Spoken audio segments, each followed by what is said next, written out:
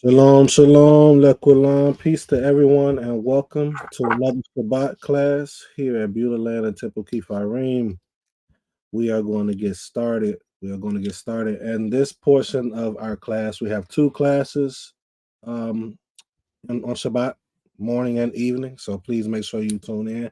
For those that's in right now, please like and share and subscribe if you haven't subscribed just yet.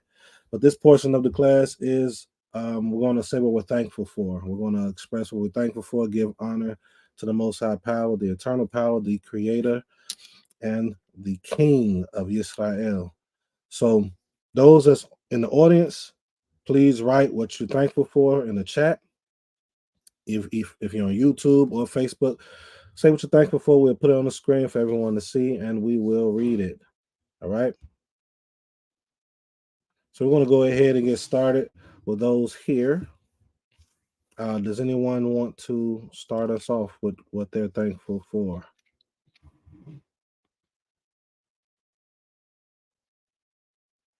Anyone? I'll go. I am thankful to the Most High for just getting me through another Shabbat or to another Shabbat and keeping my family on the road safe because we had another snow day at school yesterday. I think Philly got like 8 inches of snow or something like that. So I'm just thankful for protection and another week of being here. All praises to the Most High, Torah, for expressing that. Again, we see there's more people coming in. This is the portion of the class, our first class of the day, where we say what we're thankful for. So please, in the chat, express what you're thankful for. And if you haven't just yet, make sure you like the video, this live recording. Make sure you like it and subscribe if you haven't, and share with your family and friends. All right. Is there anyone else here that wants to say what they're thankful for?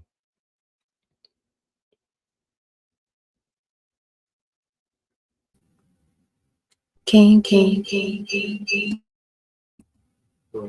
Shabbat Shalom Lekulam. I just want to say I'm thankful for another day of life. Told our Creator for keeping me in my health and my strength, in my mind, in my spirit. I'm grateful for, of course, the head of our home, Naseekh Shama. Totally grateful for just peace and the peace of the Most High. I'm grateful for his provision. I'm grateful for his mercy.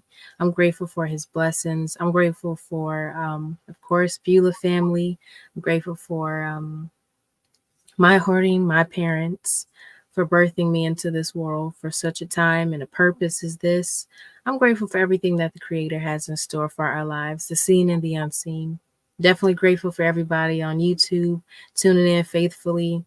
We enjoy your presence, even though it's from afar or in this stage just online. We do enjoy your presence. I'm grateful for everything that the Most High has done for everyone, life and strength and just purpose. I'm truly grateful for purpose because without purpose, we would just be wandering around trying to figure out what to do. But I'm grateful for the Most High's provision every day. Truly, forever grateful. Zehu.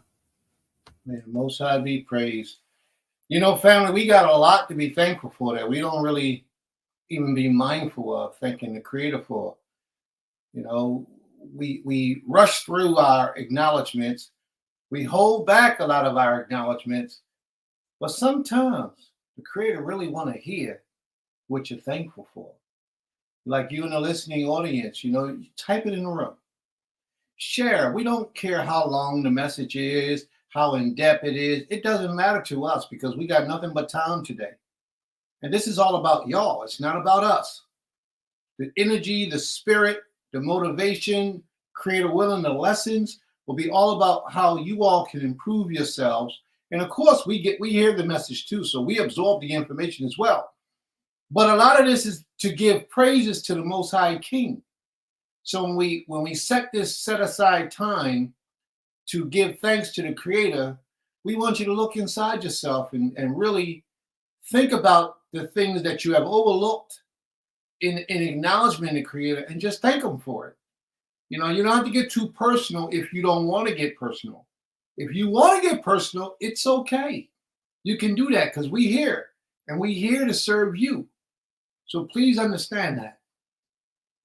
May the Most High be praised, and we got to give the Most High His thanks because He's really done way more for us than we can do for ourselves. Way more. So let's go, family, please. Shabbat Shalom, everyone. Of course, this is always part of my favorite time because I love expressing myself and giving thanks to the Creator. So first and foremost, giving all praises, all honor, all glory to our King, our Master of the universe, the one who gives us life and who has sustained us to be able to come to another Shabbat day, one of my favorite days of the week. And it's the last day of the week, so it's like a boost, like a wind down and a boost at the same time. Little twist.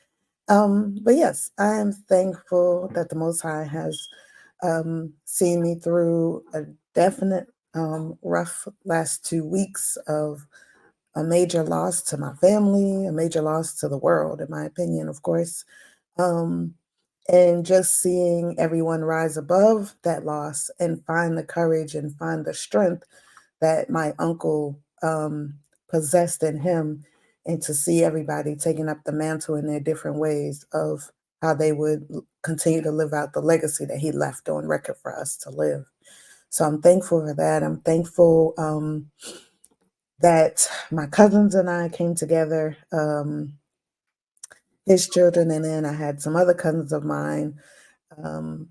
And we came together and just started really talking in depthly about the legacies of our parents that some have passed on, but some are still living. So it was great to sit amongst them and just hash out the different things that we need to do as children of revolutionaries and our job.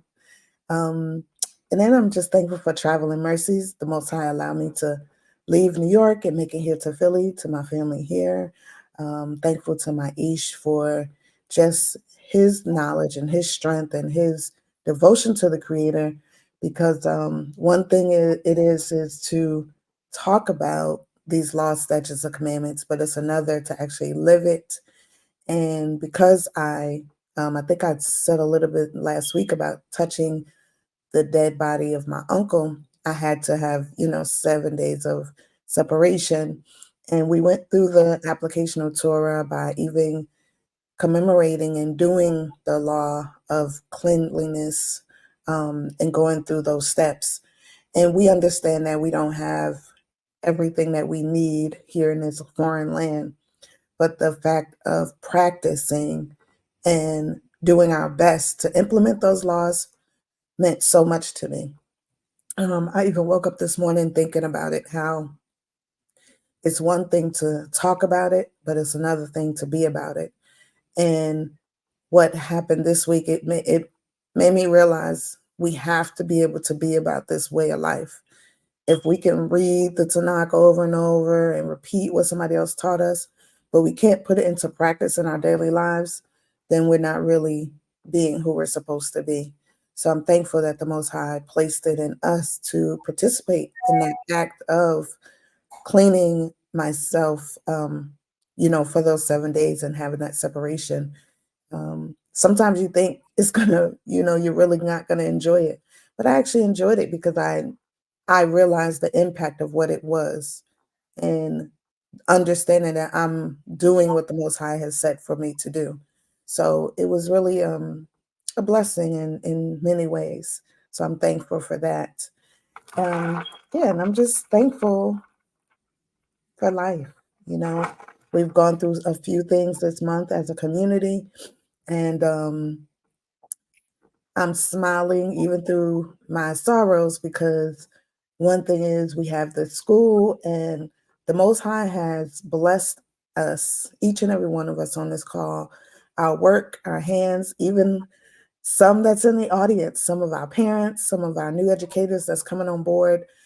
Like, I would have never, we've had this school going on 3 years, And to see what the Most High is doing in a matter of a month to allow us to continue on with the mission of his work has been a blessing, to say the least. And I'm just thankful that the Most High is showing us his grace, his mercy, his kindness, and allowing us to move forward in such a time as this, and to show us that as long as we lean on him, call on him, pray unto him, and cry unto him, and we're doing it in righteousness, he will give us the answers that we earnestly seek and we earnestly need. So, Toda Rabah to the Creator for that. And I pray that more to come is in the future as we continue to do his work and he blesses our hands. So, thank you. Shabbat Shalom. Mm-hmm. May the Most High be praised. May the Most High be praised. Toda Rabbah, Toda Rabbah, Toda Rabbah. All right. For those that's tuning in, we see more people are coming in right now. You have came into the portion of our first class where we say what we're thankful for. Give honor and praise to the Most High. If you would, please put it in the chat what you're thankful for, and we can put it on the screen for those to see, and we can read it. As printed previously just now, it doesn't matter how long it is, we'll be more than happy to read it.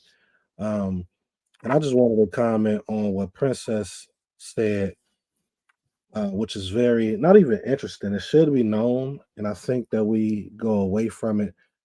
Maybe because we really don't want to do it, but what she said was to practice it. The purification law. It's important for us to practice it, as she stated, because what happens if the Most High pulls us right now, puts us on the path of going to the land? I would say 3/4 probably won't know how to actually do it because we have not been practicing. It's a lot of background, you all. When you practice something, it helps you to move down the path of perfecting it or doing it the way it's supposed to do. So you won't be cut off. You work a job, you got the first 3 months. They want to see how good you are, see what if you could accomplish the goals that they have. A lot of times, if you're not, they let you go. It's a trial period. So this is our trial period. We need to be practicing and making sure that we have learned from the failures of our forefathers, from a standpoint of those who weren't trying to follow the Most High properly. May the Most High, have mercy. We need to learn from it so that we can do it properly. And I take my hat off to here at Beulah because we're doing it. We're practicing it, even if it's said not to be done right now per se. We're practicing it. We're getting ready, and that right there, I haven't seen anybody really do what Princess and Prince did right there since I've been in this walk for almost 13 years. So I take my head off to you all, and I just wanted to use that as an example.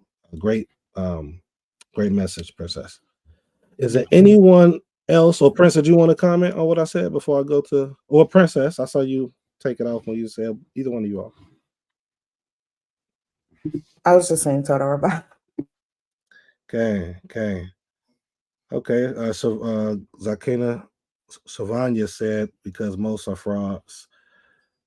She said this will be chaotic. I think she was commenting about if the Most High was to do that right now. All right. Is there anyone else in the audience that want to say what they're thankful for? This is the time. Please don't be shy. And also, press like and share these messages we're putting out today and every Shabbat. I believe can help us, as Prince stated too. It's for you. We're practicing it. We're not saying that you all aren't, but we're supposed to keep each other accountable.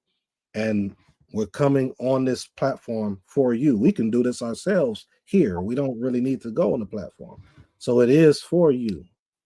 So please leave a comment. Let us know what you're thankful for. All right. Until then, I guess I will go ahead and say what I'm thankful. Okay. Go ahead, Ishti.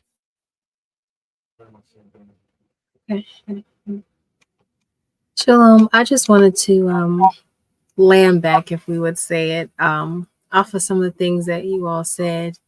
I didn't grow up in this way of life. I grew up born and raised a Christian.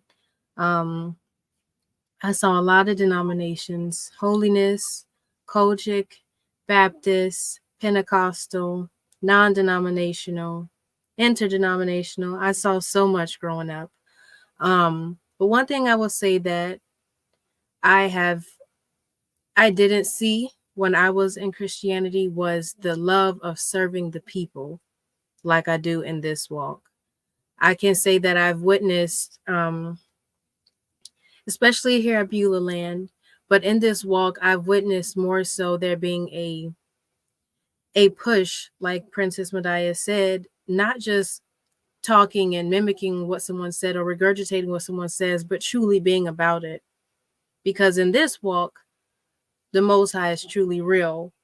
And to whom much is given, I've heard much is required. And it's just like when you're in this walk, this is a for real walk. This isn't something that you can just play with, because the Most High is not somebody to play with, and he is not one to be mocked at all. So when you're in this walk, he's requiring of you to actually fulfill what it is you believe you are. And since I've been in this walk, and I'm gonna say here at Beulah Land, I have definitely seen a love for serving the people. In Christianity, it was all about making sure the pastors were always provided for. And I'm not saying that's wrong to make sure the leaders are looked after.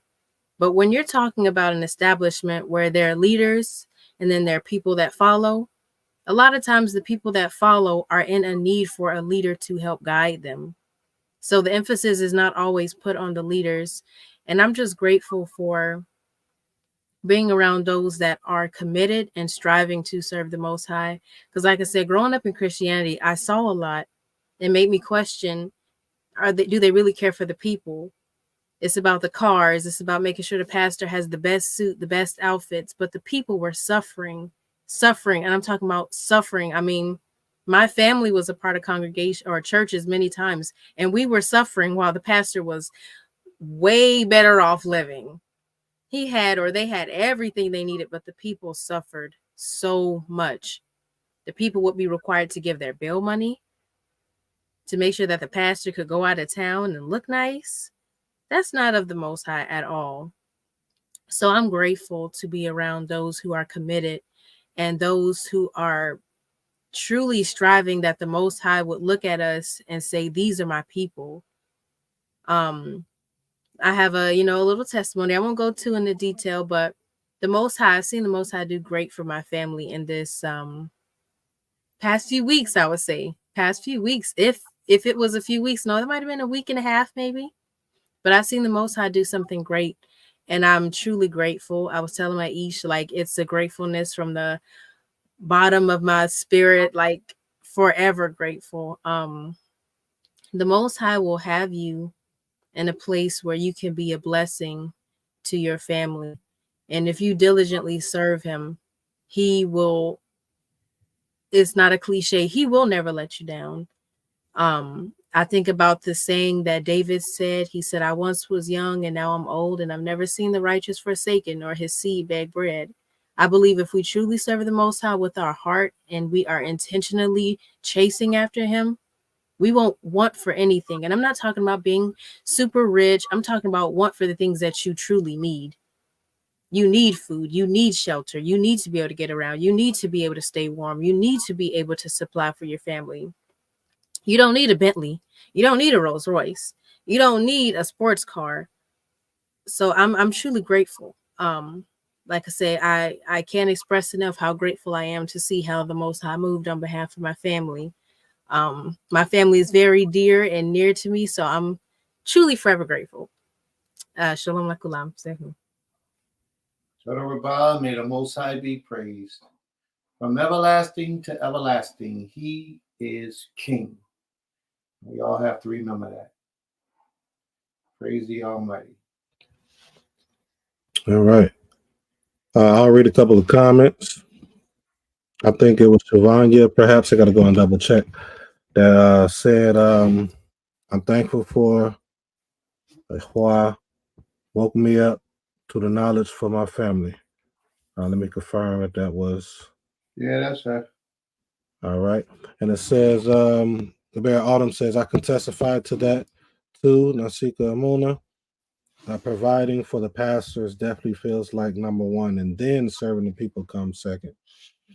There were programs that helped people, sure, but the effort felt different. And then this is also Zakina Shavanya says, for me, for my Hebrew family, because even though I strive with them to accept me, to come and be a part of them, they had allowed me to grow to the woman I am now, strong, resilient, bold, and powerful.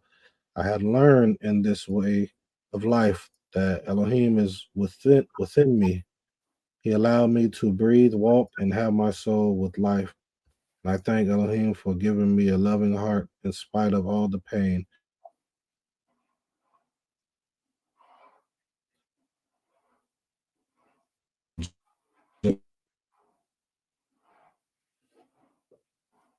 All right. Shalom. I wanna speak on that. Pull that back up on the screen for a minute, please. I want to read this, and I want to comment on it. It says shalom. Well, I'm assuming she's saying shalom. I just added that. You know how you add stuff to the scripture sometimes? I added that to her comment. Shalom for my Hebrew family, because even though I strive with them to accept me, that part right there is hard to understand. Why do you have to strive with the children of the Most High, servants of the Most High, for them to accept you? We all come with our errors. We all come with our faults. We all make mistakes. All of us. There's none of us perfect. But when you have leadership standing in a position of serving the people, unless you are deliberately sinning against the Most High's laws, you shouldn't have to strive for them to accept you. Something may be wrong in that place where you reside, in the community that you're in, but I don't know the answer to that. But you shouldn't have to strive for people to accept you when we're talking about worshiping of the Creator and be a part of them.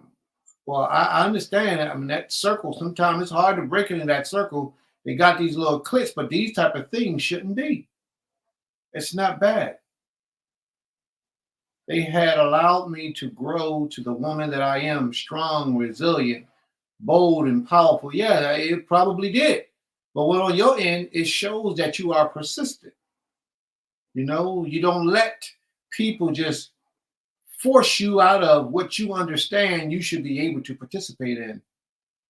But sis, it ain't really that hard if you go and be a part of the right community, because the right community will embrace you. The right community will help uplift you, help to make you be the best that you can possibly be.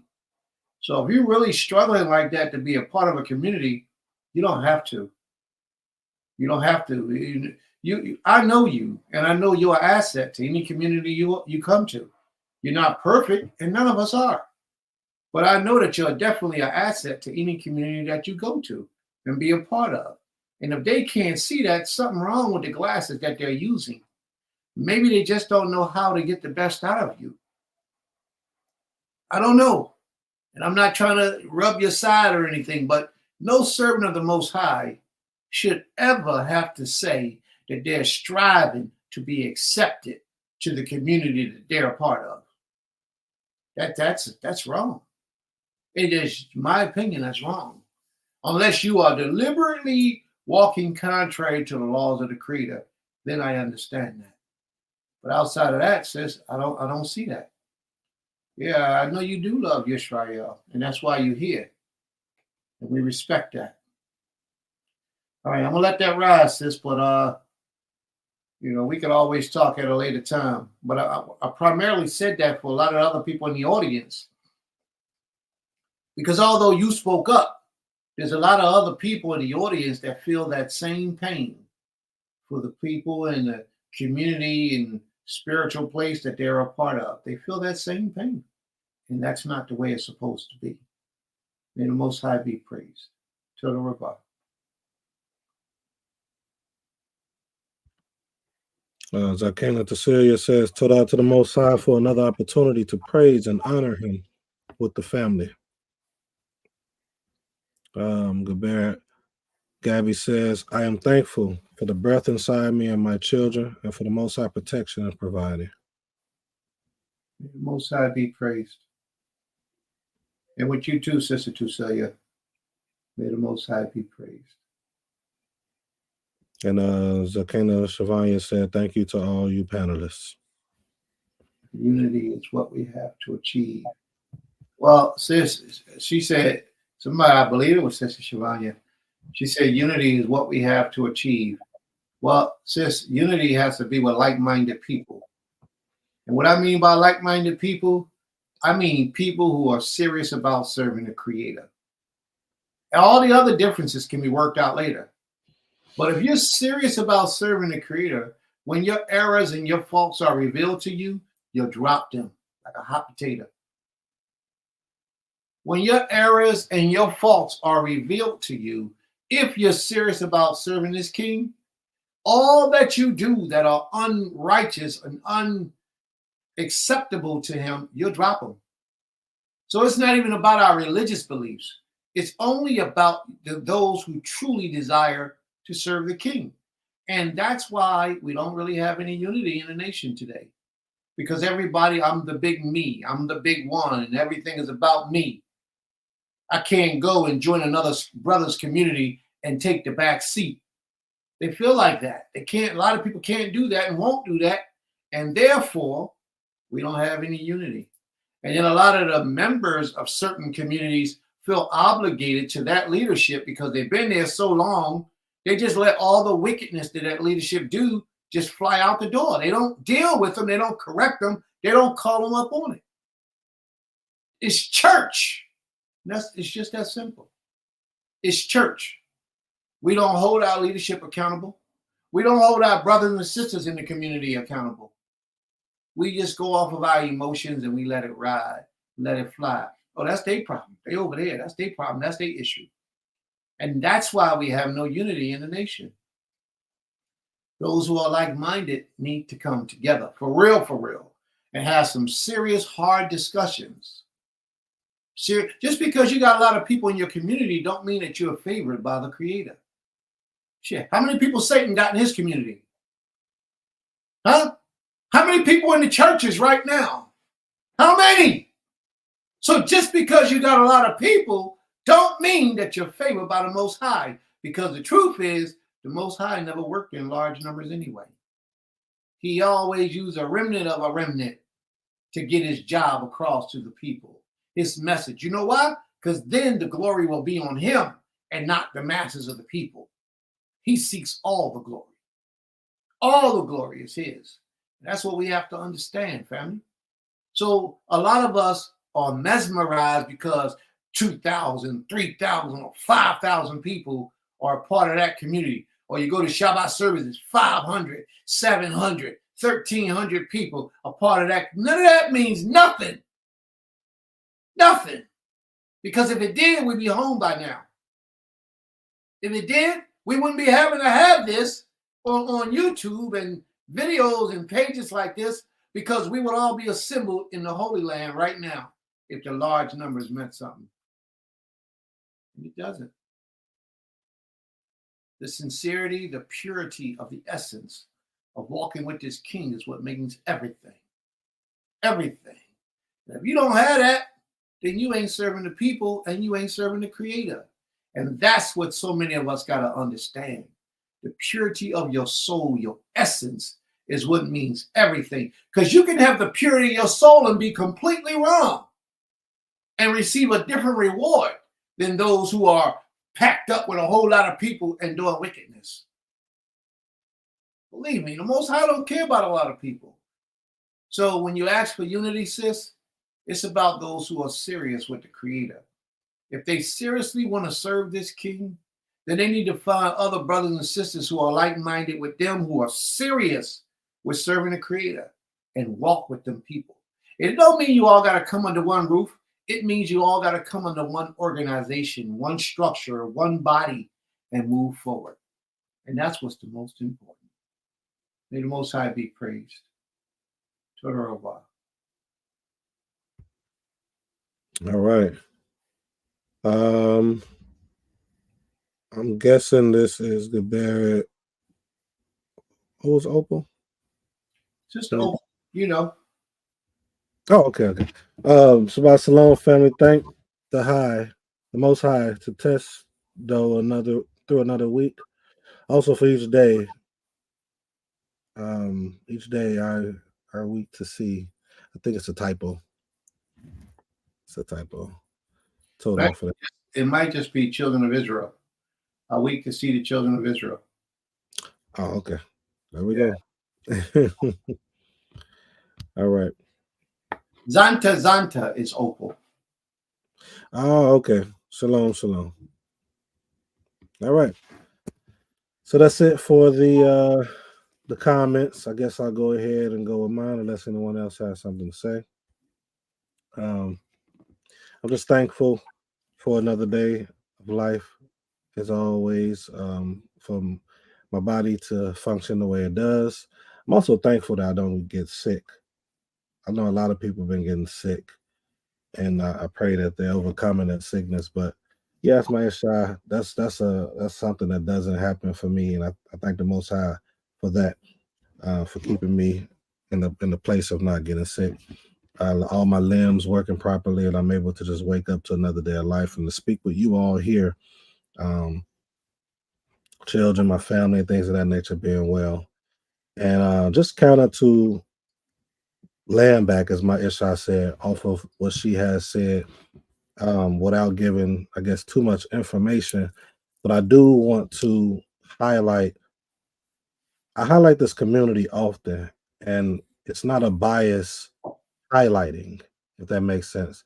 A lot of people would think that, people speak of their community highly to make their community be looked at a certain way.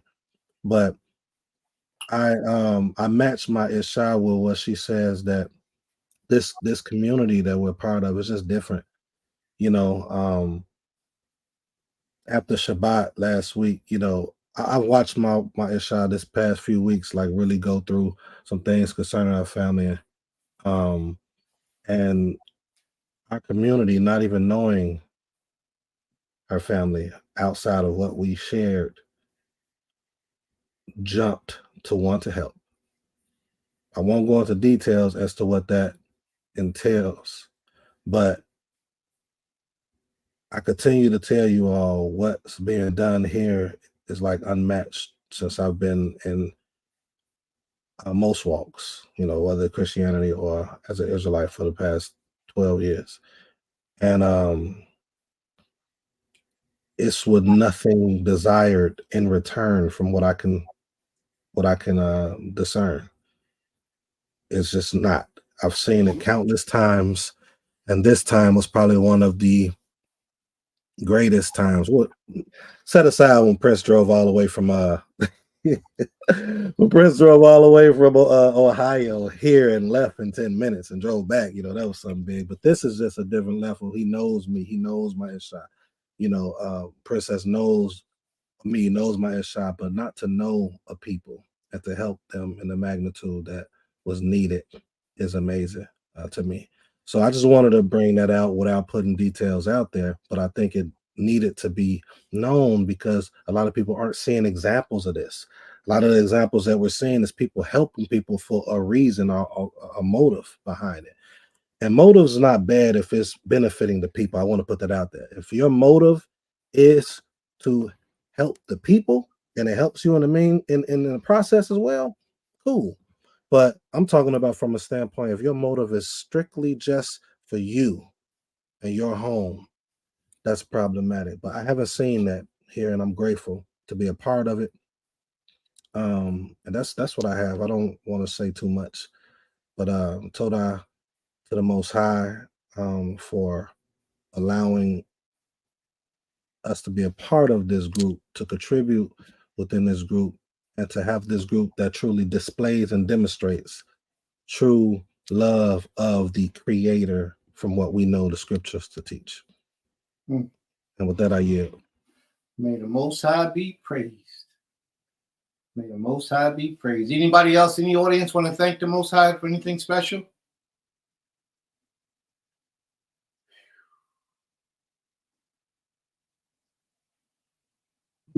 Can I say something real quick? Yeah. The other day when I was sitting with my cousins, we were I showed them the video of the community, the one that Naseekh Shama and Naseekh Amuna did, and I had to kind of explain to them that our community is not just for Hebrew Israelites, and so these cousins I'm talking about, we're not blood cousins. We're cousins because their parents were Black Panthers, and so we actually call each other Cub cousins. But so I was explaining to them because in their mind it was like, oh, this is just for Israel, and I was like, no, this is for our people. Like everything inside of our community, certain housing, everything is for us. Certain things will be separated according to that. But the things that we're building, around our community, like the Institute of Learning, the school, all the other things we're building around. And one of my cousins was like, why isn't it just for your community? And it brought sadness to me because I had to tell her, because everybody that calls himself Israel isn't Israel, and everybody that calls himself Israel isn't worthy of being a part of every community just because we all, quote unquote, call ourselves Hebrew Israelites. And my cousin looked at me, she said, I really love you. You just keep it real. I was like, I can't do anything else, but because we got to realize, as much as we all have the same, we all say that we are Hebrew Israelites and we all say that we're children of the Creator. If we're not living it and not doing it, then we can't all be the same. And then certain things aren't going to be open to you, because if you're not being righteous and you come into a righteous setting and you decide and you don't allow yourself to become righteous in that setting, become better, then you're just basically a thorn in that space. And in so many ways, you're wickedness. And that's not what's pleasant to the Creator. So, I think it's really our job, because people have a clear misunderstanding of who we are as children of the Creator. And it's our job to show them who we are. And it's so hard because there's so many facets of Israelites walking around doing anything and everything they want to do in the name of the Most High. And they're not doing it in righteousness, and they're talking a lot of stuff of community and unity and all this, but they're not doing it at all. And so I just, want to say it's our job. It's very important for us to represent the Most High in the best light, in the most righteous and loving light, because He gave us that. He gave us that key to be able to do that. He gave us a promise. And if we don't live up to that promise, you know what I mean? It's like, for me, it's just His promises and not. So I strive to keep it real with my family about, who I am. I can't speak for nobody else, but I can speak for who I am to the Creator. And I also strive to show them that the people that I'm surrounded by in this present day are under the same understanding and walk in the same light.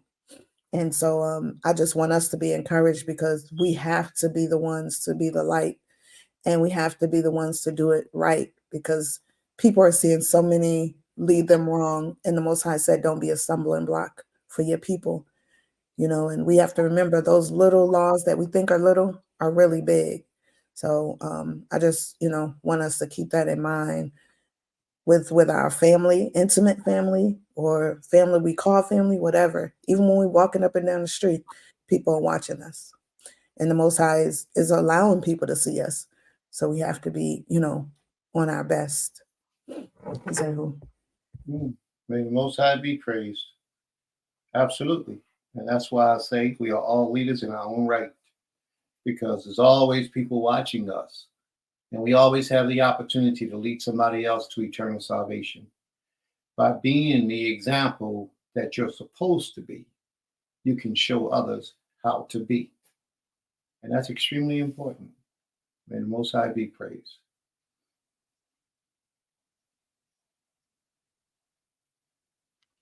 All right. It's on you, Prince. It's all on me. Mm-hmm. Oh, wow. What a week. Well, I thank the Creator for life, for health, for strength, for portions of his wisdom, knowledge, and understanding that he shares with us. Portions of it. So many things have crossed my mind this week that I like to thank the Creator for. So many things have happened. And normally when these things happen, immediately the first thing I do is thank the Creator for it, because we have achieved a lot this week. And I know that a lot of the things that we have done and that we constantly do is really planting seeds. Plant seeds. And the people that are being planted, they really don't understand right now that they're being planted. The Most High is showing his glory, his power, his might through his servants. And a lot of people don't understand, but you'll be walking down the street and you'll see a cat on the sidewalk. And you just keep walking. You look at that cat, don't pay that cat no mind. And you just keep walking by. It's nothing to you. It's something simple, something small. And later in the day, something will happen and you'll think about that cat. Let me go get that cat that was down the street that I wasn't thinking about. You go get that cat, you bring it back, and that cat ended up bringing you salvation or helping you in your life. But you didn't think it, you didn't pay it no mind. You know, what was it to you? You see cats all the time. It meant nothing to you. And then all of a sudden you walking down the street, you see that cat. What am I saying? The Creator plants seeds so that later on we can benefit. And we don't understand that. And I mean, not just us, but, you know, him. He's the ultimate eye. He's the ultimate beneficiary. And it's us who are to deliver our lives over to him to serve him. But he brought you pleasure in your life by providing that cat that you needed for that particular purpose. You don't own a cat. You don't have a cat. You never really thought about getting a cat. But when that situation arose, the cat was right there. All you had to do was go get him. And then he came and he made your life that much easier. So, you know, I'm thankful for all those type of things that the Most High does. And I understand that this journey is a long, persistent journey. It's nowhere near its end. Nowhere near its end. And I would like to say that it just began, you know. But let's just stay focused. And I know right now, y'all are hearing me speak, and you really can't follow me too thoroughly, but I need you to meditate on what I just said. Let it play over and over and over in your mind. If you can't remember, just rewatch the recording. Fast forward to that part and just let it play over and over and over in your mind. And the more you do, the more it will reveal yourself exactly what I am speaking of in your own personal life. So that's how the Most High works. But I'm thankful, you know, my Nasheen, or two of them, are here under the same roof with me while we do what we do on the Shabbat. I'm grateful and thankful for that. That truly is a blessing. And I did get to experience my Isha's family in New York over the week. We had a funeral to go to. Creator forbid, but we had to go do a funeral in New York. I didn't do it, but I was a part of. I went there to go there, but I brought that up to make this joke about the family. I was told I got the wrong information, and I don't know how I got the wrong information, because I got the information from my wife, who was right there. She's a part of the family. I was told that the funeral starts at 9:00 in New York. 9:00 precisely. What's 9:00, everybody? 9-0.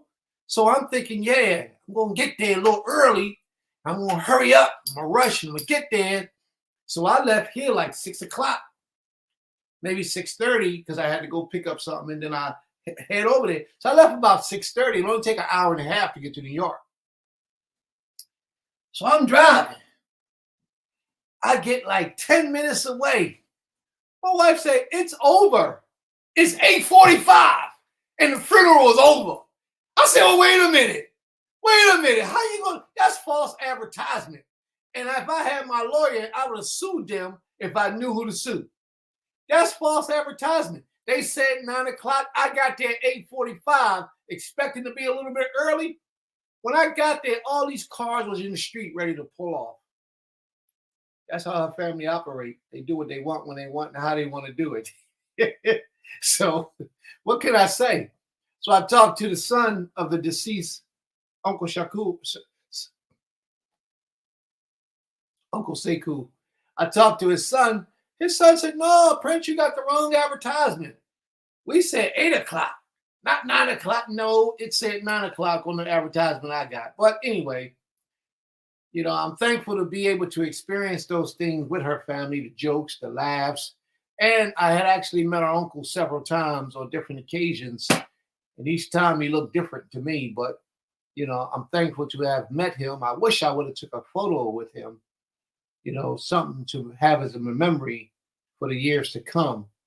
You know, we got to do that more often with our elders. We got to take photos with them. And we have to do all we can do to make their lives more comfortable and more pleasing because they're older now. You know what I mean? We don't know how long they're going to be here.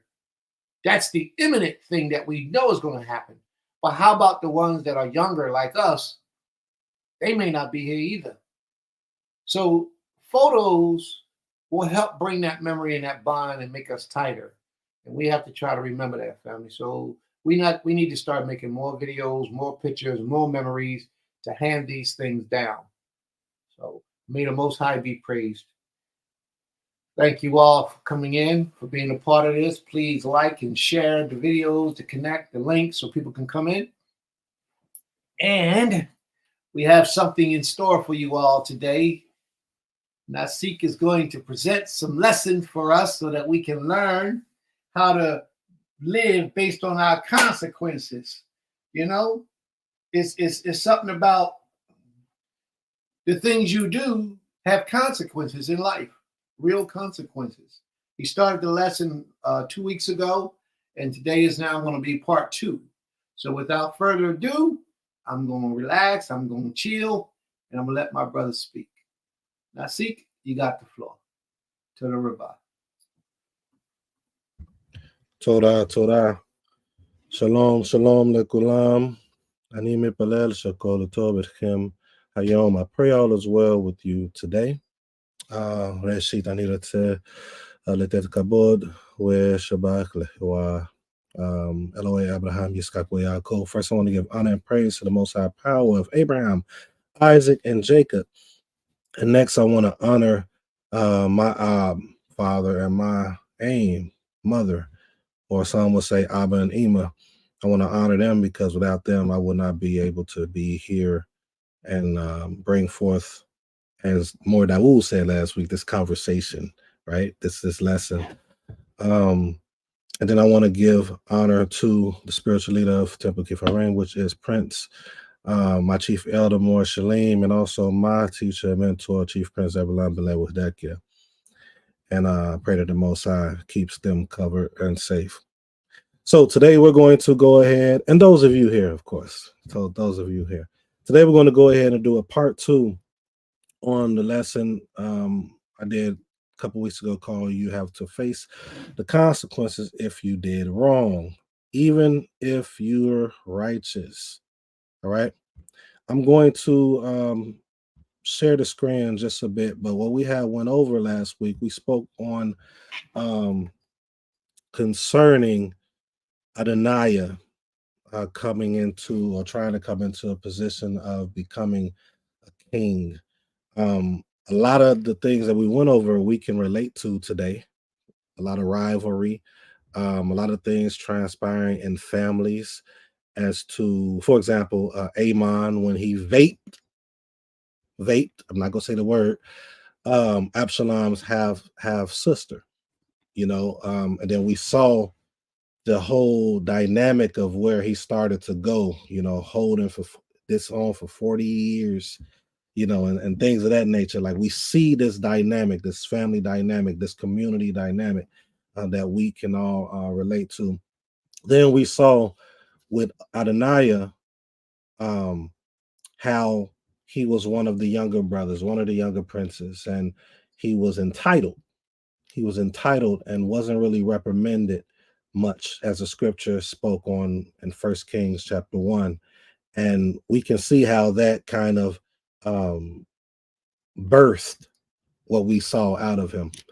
We saw also that Bathsheba and Nathan were coming together to try to make sure that the outcome that was supposed to happen, what they thought was supposed to happen, and what was said was supposed to happen with Shlomo or Solomon was to come about. So this is kind of what we went over. I'm just giving you a little summary before we get started, and we're going to start in 2 Kings chapter 2. We're going to start in 2 Kings chapter 2. And let me pull it up. Let me share the screen slightly. Just for those of you that may not have it with you. All right. You all can see this? So in second Kings chapter 2, this is the moment where Dawid is going to be, or Dawid is going to be instructing Shlomo. I want to paint another picture. I want you all to kind of look at the instances that took place with Joab or Joab. It's going to be important because we're going to go over the things he's going to say with Shlomo. All right, let's begin. It says, when David's life was drawing to a close, he instructed his son Shlomo or Solomon as follows: I am going the way of all the earth. Be strong and show yourself. Oh, sorry. Verse 2. I am going the way of all the earth. Be strong and show yourself a man. I want to stop there. A lot of us within the so-called Black community and those of us within this walk, some of us, our fathers weren't present, either not being alive or just wasn't present, or even if they are in some form or fashion present, not really in a life like they should be. So to see this example is a good example for ourselves as men, um, before we're passing away or before we're passing some type of torch. We need to be present and to influence and to encourage our Yeladim, the fact to be strong, show yourself a man. We see this throughout the scriptures, how the Most High utilized these individuals, these leaders, to start off with this verbiage. You're going to see this verbiage being spoken about in our Tanakh. Be strong, right? And be courageous. So he's saying, be strong and show yourself a man. Keep the charge of the eternal, your Elohim, right? Walking in the Most High's ways and following Most High's laws, commandments, rules, admonitions, as recorded in the teaching of Moshe. These are 4 or 5 different things that he's telling him to continue to walk in, to continue to follow, right? So he's making sure that he lay a foundation to understand that these are multiple things that we need to focus on, right? These are multiple things, because if these things are not happening in your life or not happening in your community, there will be consequences. All right, he says, in the teachings of Moshe, in order that you may succeed in whatever you undertake and wherever you turn, the Most High will fulfill the promise that was made concerning me. If your descendants are scrupulous, I wonder what it says in other translations, forgive me, in their conduct, and walk before me faithfully. So their conduct has to be a certain way, right? But you got some people that can have good conduct, but they're not faithful to the Most High. So he's attaching conduct is going to be pointing towards the people and towards me. And just in case you don't think it's towards me, let me put walk before me faithfully with all their heart and soul. We see this in Deuteronomy. Your line on the throne of Israel shall never end. These things shall never end. These are concepts we need to put in our walk, in our community. We have to do this constantly. It was spoken of earlier before I started speaking that we're not going to see this across the board with everybody. We're not. We have to find individuals who's willing to do these things, these steps that's mentioned. And when we realize that, we won't be heartbroken. A lot of us get heartbroken and we pull ourselves away because we're not seeing these things that we read. Also, we gotta ask ourselves, are we doing these things that's needed too? All right. Your line or your throne, the throne of Israel should never end. Verse 5. Further, you know that Joab, son of Zeruiah, did to me what he did to the two commanders of Israel's forces, Abner, son of Ner, and Amasa, son of Jether. He killed them, shedding blood of war in peacetime. Shedding blood of war in peacetime. Some of you may know what that is about or may not, and we're going to go there. Staining the girdle of his loins and the sandals on his feet with blood of war. So now we need to get an understanding of Joab. We got to understand what it is that David is telling Shlomo, informing him of, and I'm sure he was informed of it, during the time of it taking place from a standpoint of just being passed on information-wise, but he's reiterating it, and he wants him to know exactly what it is. So what I want to do, I want to take you all so you can know exactly what it is. All right, we're going to go to 2 Samuel. 2 Samuel, and we're going to go to chapter 3. I'm going to take us there here. 2 Samuel, chapter 3. We're going to start at verse 1.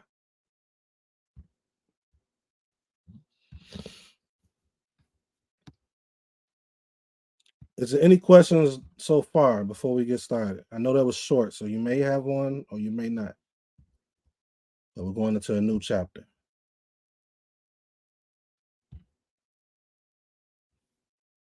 All right. So we're going to go ahead and get started. So we're going to get a little background as to what is he talking about with Joab? What exactly is he speaking of with Joab? 2 Samuel chapter 3. All right. And it says, the war between the house of Saul and the house of David was long drawn out. Many of you are familiar with these stories. All right. But David kept growing stronger while the house of Saul grew weaker. All right. We know the history of Shaul and David. Shaul was the first king on record from a standpoint of Melech, right? And David came into play. Apple of the Most High eyes, doing what he was supposed to do. And Shaul started getting a little jealous and started coming after him, right? So it's talking about the war between the house of Saul and the house of David was long drawn out. But David kept growing stronger while the house of Saul grew weaker. Sons were born to David in Hebron. His firstborn was Amnon by Ahinoam of Jezreel. His second was Kileab by Abigail, wife of Nabal, the Carmelite. The third was Absalom, and we read on him a couple weeks ago, son of Maacah, daughter of King Talmai of Geshur. The fourth was Adoniah, who we're reading about now, son of Haggith. The fifth was Shephatiah, son of Abital. And the sixth was Ithream by David's wife Eldah. These were born to David in Hebron. During the war between the house of Saul and house of David, Abner supported the house of Saul. Okay, so it was spoken of about Abner, what he did to Abner. So we're about to find out what he did with Abner. So Abner, the split was Israel and Yehuda, right? He supported Saul. Keep going. Verse 7. Now Saul had a concubine named Rizpah, daughter of Aiah, and Ishbosheth said to Abner, why have you lain with my father's concubine? Abner was very upset by what Ishbosheth said, and he replied, am I a dog's head from Judah? Here I have been loyally serving the house of your father Saul and his kinsfolk and friends, and I have not betrayed you into the hands of David or David. Yet this day you reproach me over a woman. All right, so Abner was faithful to the house of Saul, right? He was what you would call a captain or a commander within the house of Saul. And he's been faithful, he's been loyal. But we do have stories of what happens when someone becomes someone's wife. We see a couple stories within the Tanakh, and we're going to see what's going to transpire after he responded with him about concerning this concubine or this woman. Watch what he says. Watch what he does. May the Most High do thus and more to Abner if I do not do for David as the Most High swore to him, to transfer the kingship from the house of Saul and to establish the throne of David over Israel and Yehuda from Dan to Beersheba. Ishbosheth could say nothing more in reply to Abner because he was afraid of him. You see, Abner was on that level of Joab, from my opinion. And we remember Prince speaking on how Joab was. He wasn't nothing to be played with. And at this point, this individual is afraid of Abner. Why? Why is he afraid of him? All right. He has a similar position as Joab. And we're going to keep reading to find that out. Abner immediately sent messengers to David saying, to whom shall the land belong? And to say further, make a pact with me and I will help you and bring all Israel over to your side. So this situation, from what I can see, has caused Abner to not feel respected due to his loyalty. And he's deciding to go over to where David is, right? Send a message to David letting them know, hey, I want to make a pact with you, and I want to help you bring all of Israel over to your side. All right. He replied, good, I will make a pact with you, but I make one demand upon you, that do not appear before me unless you bring Michal, daughter of Shaul, when you come before me. This was his wife before he fled, right? This was his wife. And he's asking him to return him before you come before me. Before you come before my face, we can go forward if you bring my wife, right? David also sent messengers to Ishbosheth, son of Shaul, to say, give me my wife, Michal, for whom I paid the bride price of 100 Philistine foreskin. So Ishbosheth sent and had her taken away from her husband, Paltiel, son of Laish. Her husband walked with her as far as Bahurim, weeping as he followed her. Then Abner ordered him to turn back, and he went back. I'm just trying to give you all the history. Okay, we got to get the history to understand why did Joab do what he did, and why is David mad? Why is he instructing Shlomo to do something to Joab? All right. Verse 17. Abner had conferred with the elders of Israel, saying, you have wanted David to be king over you all along.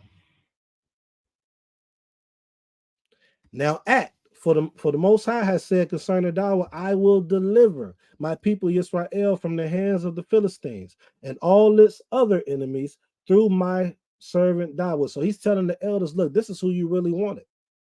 This was who you wanted all along. So just come on, act. Come on this side, and let's do what you already wanted. Okay? That's what's happening at this moment right here. Verse 19. Abner also talked with the Benjaminites, Then Abner went and informed David in Hebron of all the wishes of Israel and of the whole house of Benjamin. So he's letting them know they're on board, right? When Abner came to David in Hebron, accompanied by 20 men, David made a feast for Abner and the men with him. So he's winning his approval, right? He's gaining a form of trust. That's what's happening. Now he's starting to probably paint the picture of what took place with Joab and Abner, but let's keep reading. Abner said to David, now I will go and rally all Israel to your majesty. They will make a pact with you, and you can reign over all that your heart desires. And David dismissed Abner, who went away unharmed. Just then, David's soldiers and Joab returned from a raid. Okay, so now Abner is not there. It is something that took place before this that we're going to have to go to. But this is why what we're reading right now is why David is upset. So we're going to get some little history behind this history in just a bit. Okay. So just then, David's soldiers and Joab returned from a raid, bringing much plunder with them. Abner was no longer with David in Hebron. He had went away, remember? For he had been dismissed and had gone away unharmed. When Joab and the whole force with him arrived, Joab was told that Abner, son of Ner, had come to the king, had been dismissed by him, and had gone away unharmed. Joab went to the king and said, what have you done? Here Abner came to you. Why did you let him go? Now he has gotten away. Okay, so what is he talking about? Why is he upset that he let him go? It's two reasons. It's a school of thought that I'm going to share with you, right? But then it's another reason, as I'm about to show to you in just a bit. But let's keep reading. Don't you know that Abner, son of Ner, came only to deceive you, to learn your comings and goings, and to find out all that you are planning? This is the school of thought that's taught, right? And this is what Joab is expressing to him. He's supposed to be a commander, right? A general of David. So he's wanting to be heard. He's expressing what he what he thinks he should have done, right? Joab left David and sent messengers after Abner, and they brought him back from the cistern of Sarah, but David knew nothing about it. So he expressed his feelings to David, but he did not get directed to do anything. David didn't tell him to do anything. He's under David or Dawid. This is the king, but he's growing in power, right? He's gaining respect from these people, and now his head is starting to become a little big to make decisions on his own. He has not even decided to even come to Darwin and say, hey, should I do this? Can we do this? What are your thoughts? No, he just went on his own. It says, Joab left Darwin and sent messengers after Abner, and they brought him back from the cistern of Sarah, but David knew nothing about it. When Abner returned to Hebron, Joab took him aside within the gate to talk to him privately. There he struck him in the belly. Now hold on. Why is he talking to him privately? It didn't say off the bat he just attacked him. He just killed him. None of the above. It said he talked with him privately. So he took him to the side. The man wasn't present. There he struck him in the belly. Thus, Abner died for shedding the blood of Asahel, Joab's brother. Now, it's sharing with us right here in the scripture that he died because he shed the blood of Asahel. We're going to go back into that story and find out. I want to present a different or an added school of thought as to what it truly was. Because on this portion, in 327, it says he died because of the blood, shedding the blood of him. But when we go back up in verse 25, it says, don't you know that Abner, son of Ner, came only to deceive you? He only came to deceive you, to learn your comings and goings, and to find out all that you are planning. right? So this would allude to perhaps they had a conversation. This is me speaking, not the scripture. Perhaps they had a conversation, right? Someone had a conversation with Joab, letting them know that that Abner was here, was present, was speaking, and Dawood was pleased with him. So he's letting them know, expressing, don't you know he's really coming, trying to overtake what you have, and tell other people to plan and leave. So at this moment, this is what it's saying and sharing was his reasoning, right? His reasoning why he was upset. But down here, it says because he died for shedding the blood of Asahel, Joab's brother. Let's keep reading. Afterward, when Dawood heard of it, he said, both I and my kingdom are forever innocent. Before the Most High have shed in the blood of Abner, son of Onar. Why? Why? Ner is his name, actually. Why are they innocent? Because Dawood and him created some type of alliance, but we're also going to see something after this chapter right here. We're going to see why Dawood is pulling back from saying that we're innocent. What he did is what he did, but we're innocent, right? My kingdom are forever innocent before the Most High have shed in the blood of Abner. May the guilt fall upon the head of Joab. Wait, why is the king not supporting him for the death of his brother? The scripture is saying that he did it for the death of his brother. Above it said that he was sharing with Dawood that he's only here and he left to take these plans and take them back. So why is Dawood not at this moment supporting his actions, especially when it happens to do with his brother? We're going to find out. May the house of Joab never be without someone suffering from a discharge or an eruption, or a male who handles the spindle, or one slain by the sword, or one lacking bread. Now Joab and his brother Abishai had killed Abner because he had killed their brother Asahel during the battle at Gibeon. Okay, we're going to go to that battle. Dawood then ordered Joab and all the troops with him to rend their clothes, gird on sackcloth, and make lament before Abner. So it's saying at this point, Dawood is ordering Joab and all the troops with him to rend their clothes. So he's forcing them to do this and make lament for someone they just killed. Why is Dawood viewing this different? Why is Dawood viewing this different than Abner? Why is the scripture going back and saying that they did this because his brother was killed? And why isn't Dawood supporting it? It says, Abner and the king Dawood himself walked behind the bier. And so they buried Abner at Hebron. The king wept aloud by Abner's grave, and all the troops wept. So you can only imagine, just on a human level, which this is all human level, right? You can all just imagine how betrayed Joab is feeling at this moment. He's feeling betrayed, but then it's another school of thought. And this is one that I kind of go towards. If Dawood is having a liking and building this alliance with Abner, what do you think can happen depending on how faithful this individual is becoming of Dawood? Not questioning Dawood, doing what Dawood is saying, all of the above. Who is going to gain more favor? That's something to think about. Who's going to gain more favor with Dawood?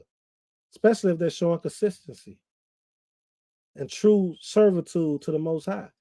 As we see, he pulled away from dealing with Saul's house because he said he was faithful. He was doing what he was supposed to do, but he was called as a wicked sinner of what he did with the concubine, or what was said he did with the concubine of Saul.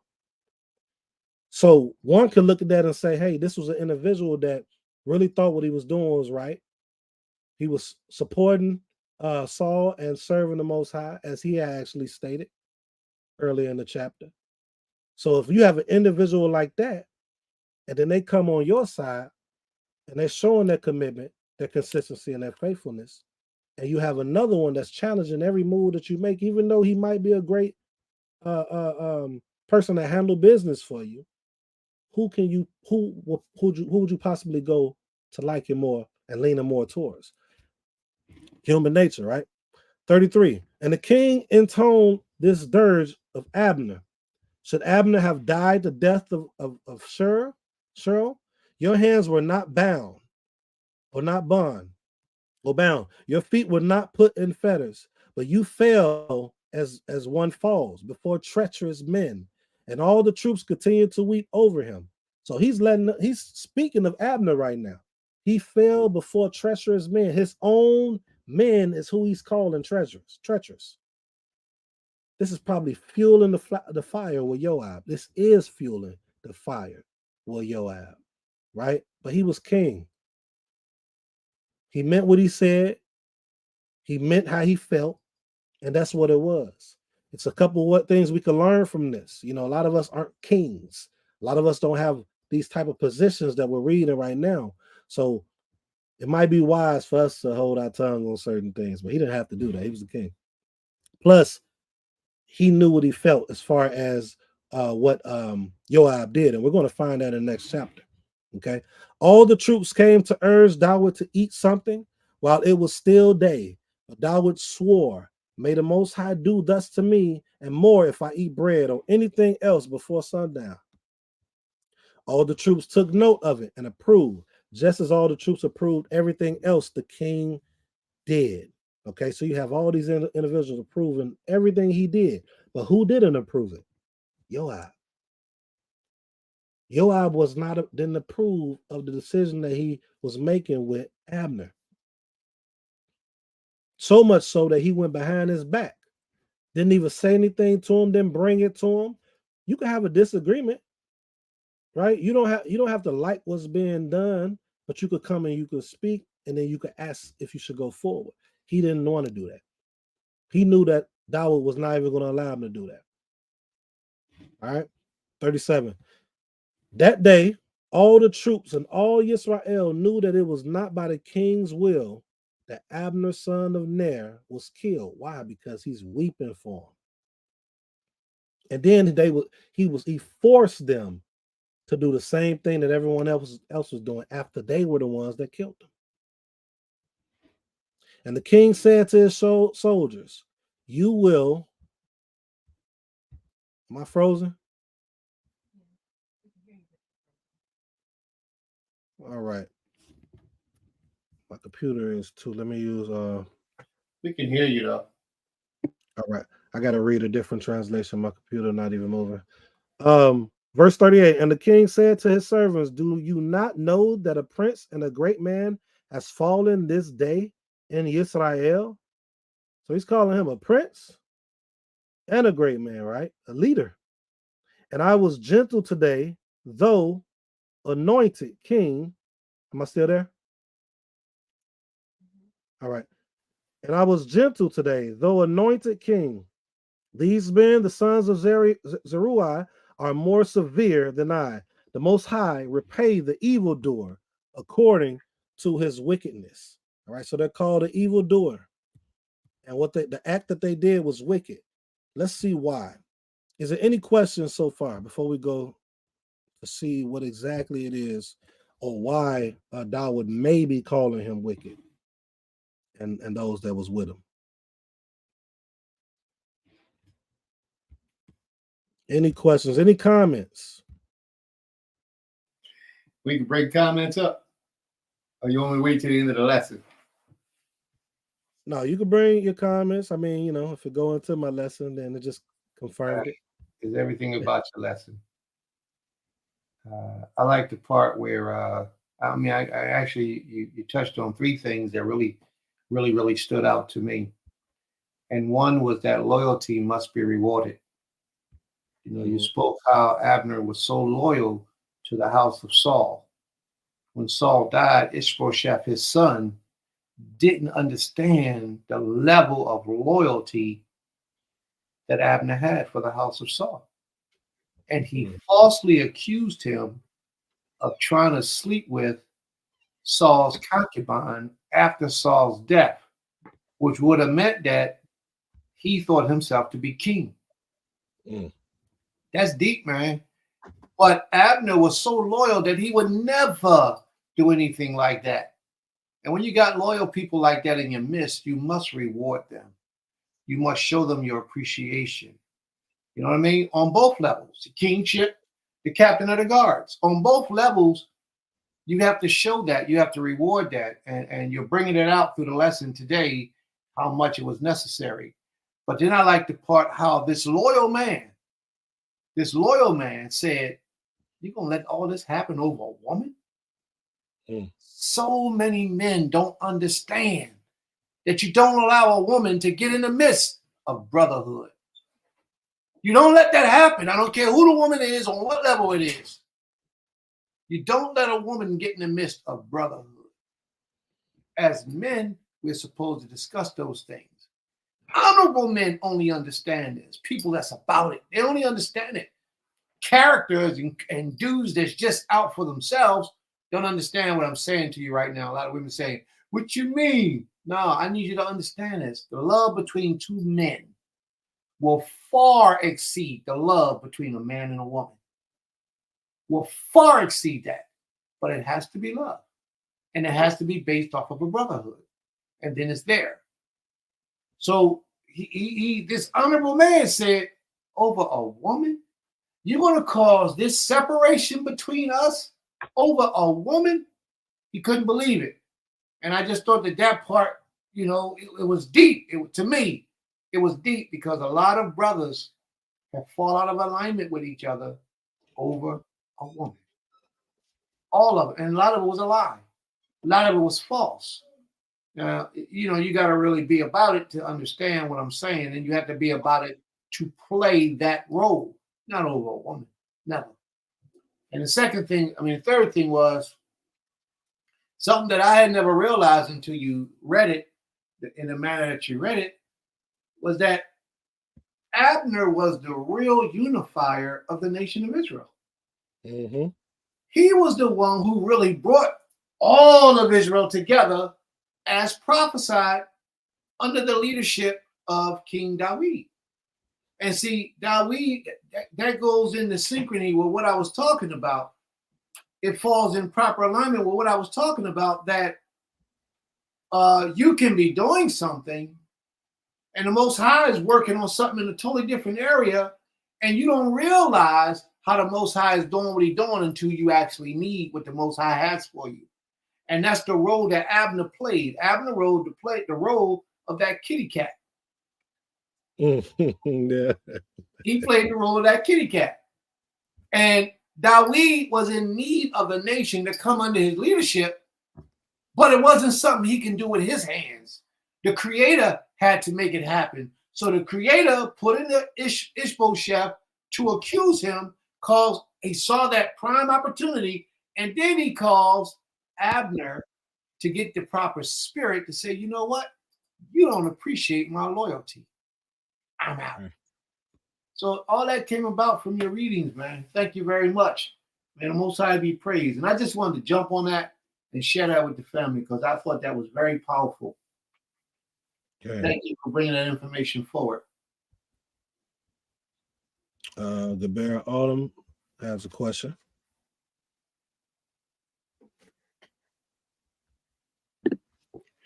Hey, and it's a question and a comment too.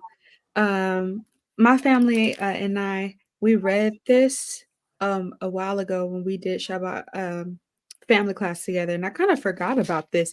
So first, my question before I say my comment what is it? Verse 13. That's David speaking, right? Because I think my translation, it just says, and he said, well, I will make a league with thee. So I think that's King David speaking to Abner, right? And he says, bring me Michal, Saul's daughter. Yeah, so Abner requested of it, and then David agreed. Okay, so that was King David then. Okay. And that was because I think, if I'm remembering right, Saul had given away that that daughter, because she was supposed to be David's wife, right? Cain, and then also remember, Saul thought that it was going to knock him off, but she ended up saving his life. She ended up being a total opposite wife that her own father thought she was going to be. No, no shade to Shaul. I'm just bringing out the truth. And my comment is that I think it's very I think this would stir up some anger in with Yao, but honestly, I Mhm. think that I think King Dawi had every single right to weep and mourn and do what he did and call them traitors and things like that, Right.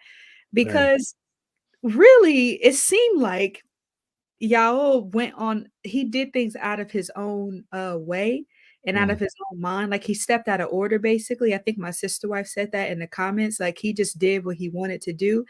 And I don't think that Yaob even knew that not Absalom, I'm sorry, that Abner was being of pure heart to King Dawid and was actually trying to truly make an alliance and truly do things for Dawid. He just took it as him being deceptive and whatever he killed his brother. And I think that all has something to do with it. But I thought that was really like he didn't even give Abner the chance to actually see to show himself and prove himself because he really was doing things I would say in the right way because as my East just said he didn't feel um appreciated in Saul's house and he was falsely accused. So as prophesied, he was doing what he was supposed to do, but Job didn't see it that way and took matters into his own hands, which is so, and now he's dead. So it's like, that's so ridiculous. King David had every right to call Joab what he called him. Naseekh, can I say something before you respond? Okay, while you do that, I'm going to refresh my page because I'm just froze for some reason. I'll be right back. Go ahead, you all. Okay. But you know that point you just made sheds light on this issue, and this is the issue. Prior to Abner doing what he did, no matter what sins he had committed, no matter how filthy his life was, by him doing what he did for David, removed all his sins from him. If you can understand what I'm saying to you, he did one of the greatest things that a person can do, and that was to amend his ways by going to David, asking David for forgiveness. Listen, this is what I got to do, and I'm going to show you I'm real about this. People can change their ways, but you have to give them opportunity and platform to do so. And Abner was given an opportunity and platform, and guess what? Before he could sin again, his life was taken from him. So he died being forgiven of his sins. Do y'all understand that? So don't look at it as a horrible thing because his sins was removed by him having the opportunity to go to David. You make it right with the king, and the Most High forgive you.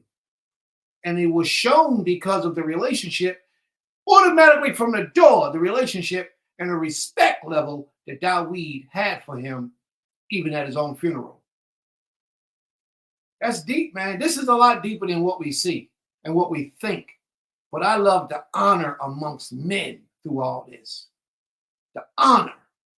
And it means so much. And today's males in this earth today, they fully don't understand how important that bond between men really is. We ain't going to get this right in completeness until our sisters form a bond and our brothers form a bond that's unpenetratable by the opposite sex and each other. Then we'll get it together. Torah Ba.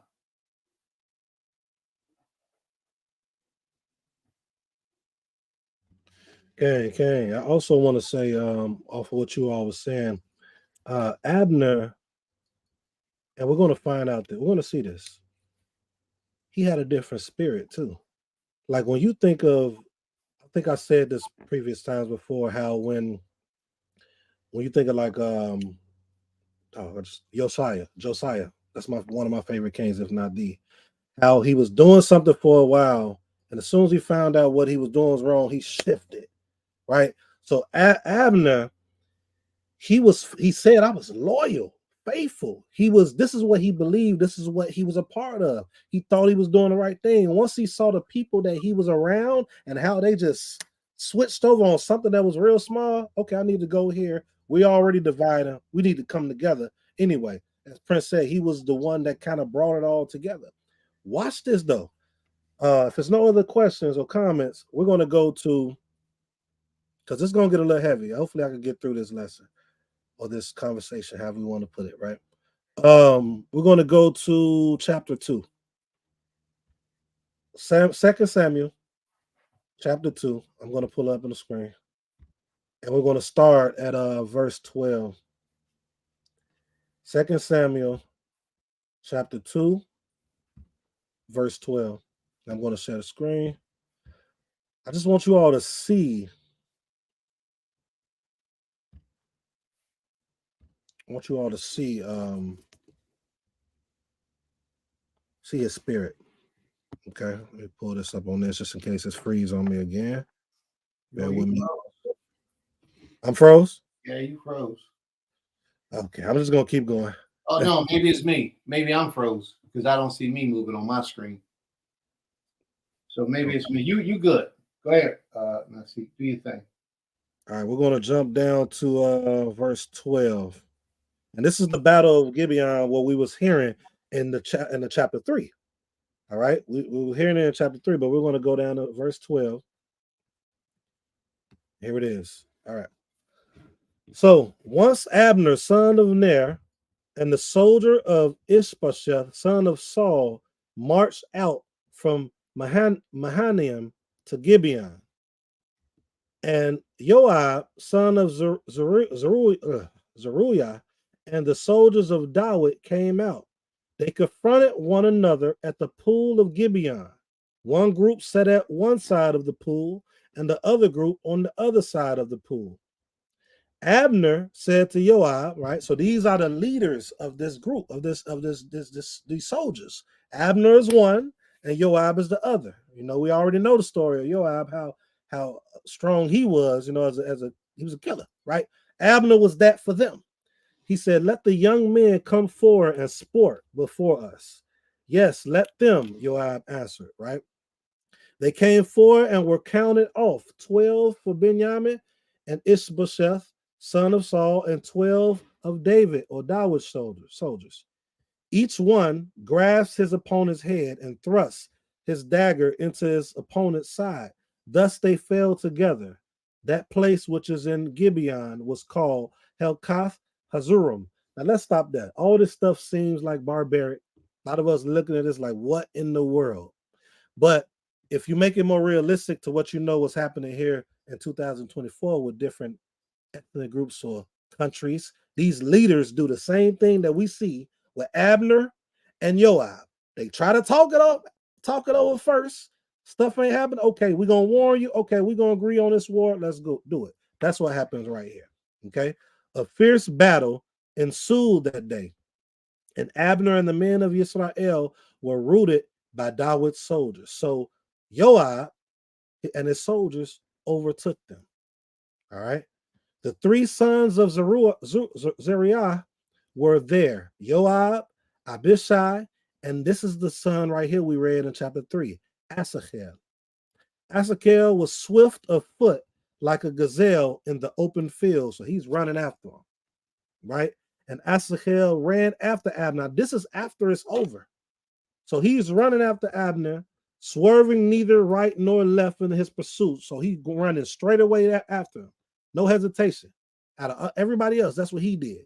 Abner looked back and shouted, "Is that you, Asahel?" So this shows you that they know each other, right? They're closer than what we think. "Yes, it is," he called back. Abner said to him, "Turn to the right or to the left and seize one of your boys and strip off his tunic." But Asahel would not leave off. So he's telling him to go ahead and get this gear that one of the boys that basically died, and then go.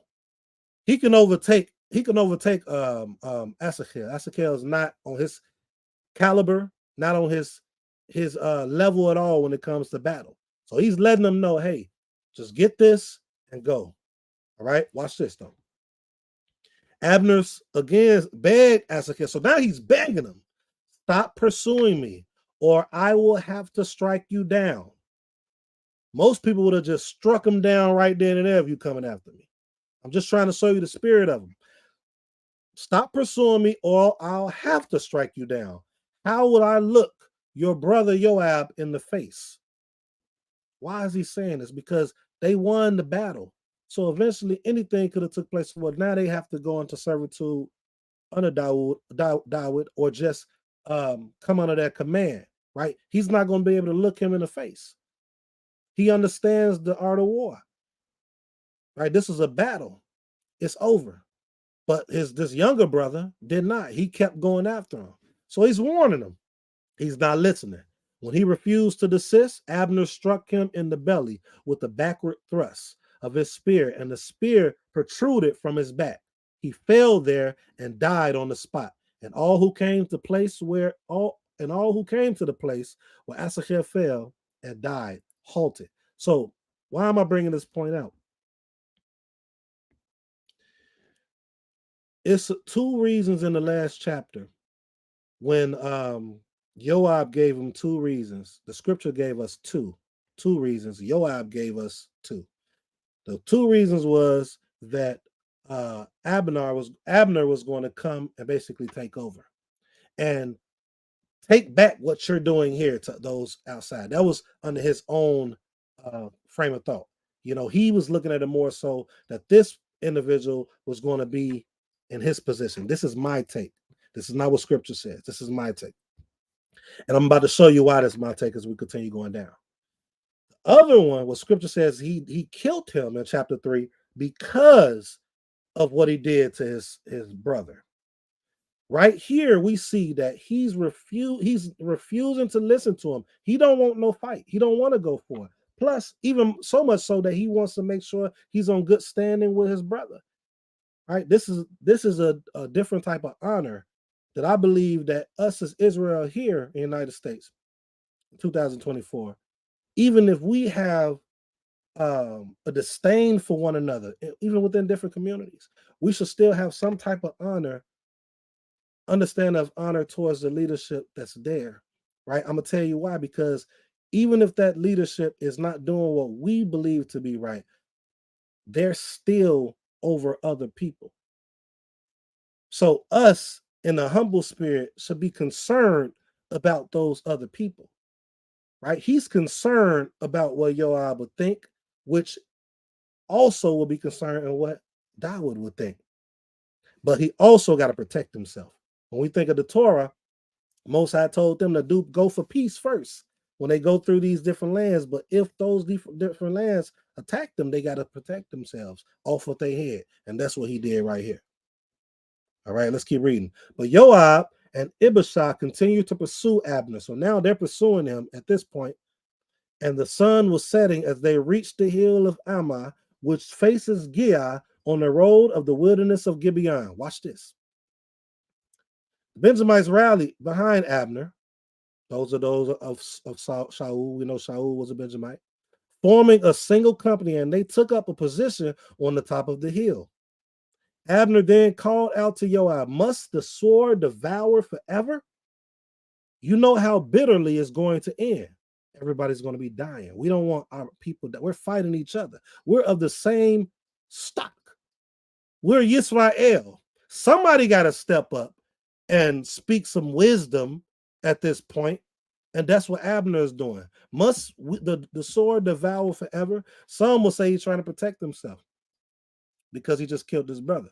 But let's keep reading. You know how bitterly it's going to end. How long will you delay ordering your troops to stop the pursuit of their kinsmen? So now he's pulling the tail of Joab's leadership. If Joab would have did what he was supposed to do, his brother would probably not be dead. He said, how long will you delay ordering your troops to stop the pursuit of their kinsmen? But you know what? He wasn't going to do that, because if he can kill all of them, how is he going to look in the eyes of Dawood?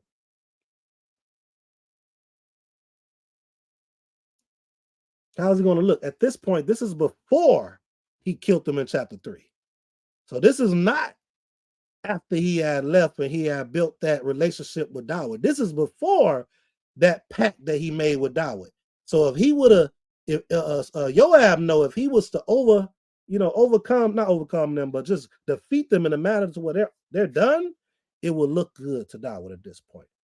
In his mind, that's what he's thinking. So that's what he said. How long will you delay ordering your troops to stop the pursuit of their kinsmen? Watch this. And Joab replied, as the Most High lives, if you hadn't spoken up, the troops would have given up the pursuit of their kinsmen only the next morning. So he's saying, if you ain't say nothing, we was going to keep battling. So he's recognizing his wisdom. Watch this, though.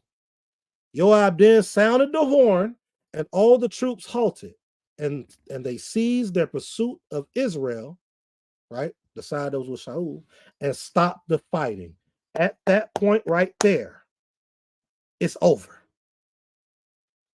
At that point, what do I mean? At that point, when he agreed and he stopped that war right there, that is what David heard. That is what David knows. That is the peace that started. When we go back to 1 Kings, second chapter again, we're going to reiterate verse 5, and we're going to see what he said. This is where peace begins.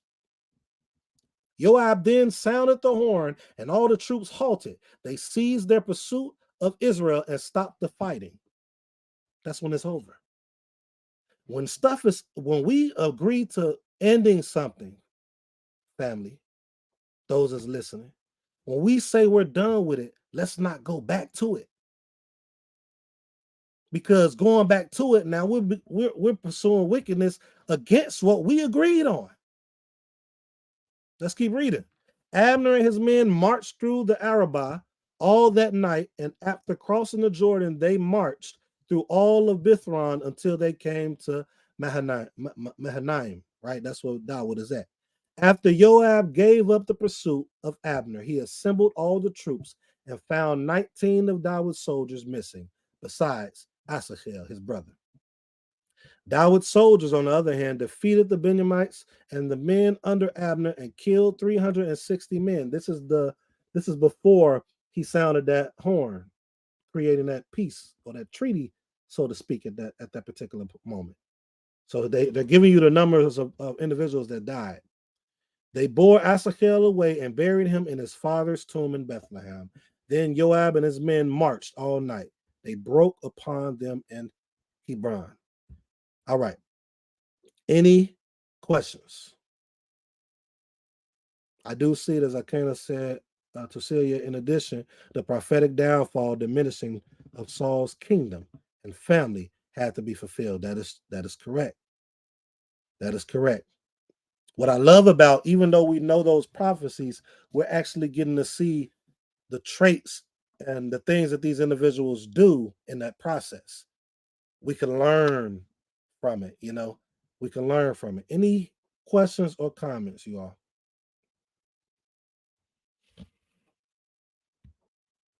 This is the time. Let's talk. Let's chop it up. Any questions, any comments?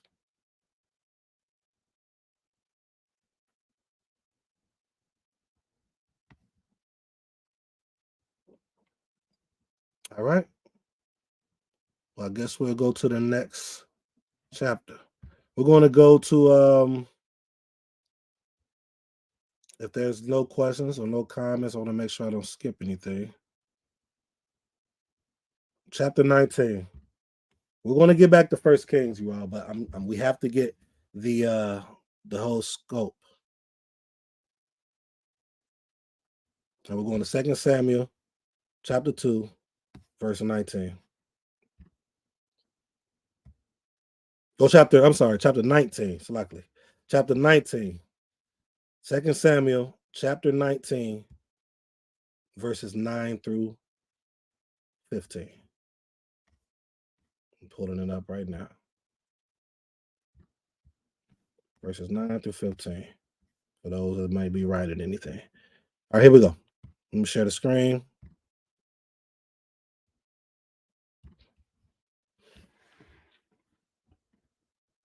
Is it present? Ishti? All right. All right, so let's read. So it says, so the king arose and sat down in the gateway. And when all the troops were told that the king was sitting in the gateway, all the troops presented themselves to the king. Now the Israelites had fled to their homes.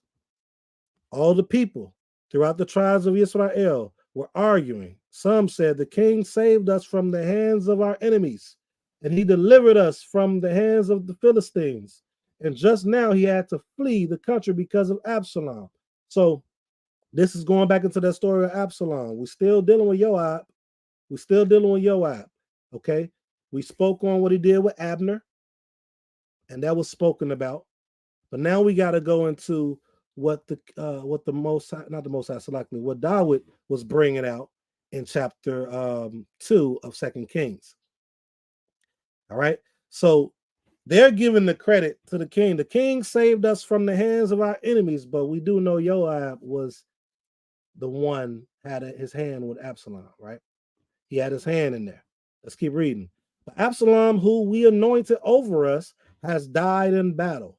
Why then do you sit idle instead of escorting the king back? The talk of all Israel reached the king in his quarters, so King David sent his message to the priests Zadok and Abiathar, right? Abiathar is very important. Remember that name. Speak to the elders of Yehuda and say, why should you be the last to bring the king back to his palace? You are my kinsman, my own flesh and blood. Why should you be the last to exhort the king back?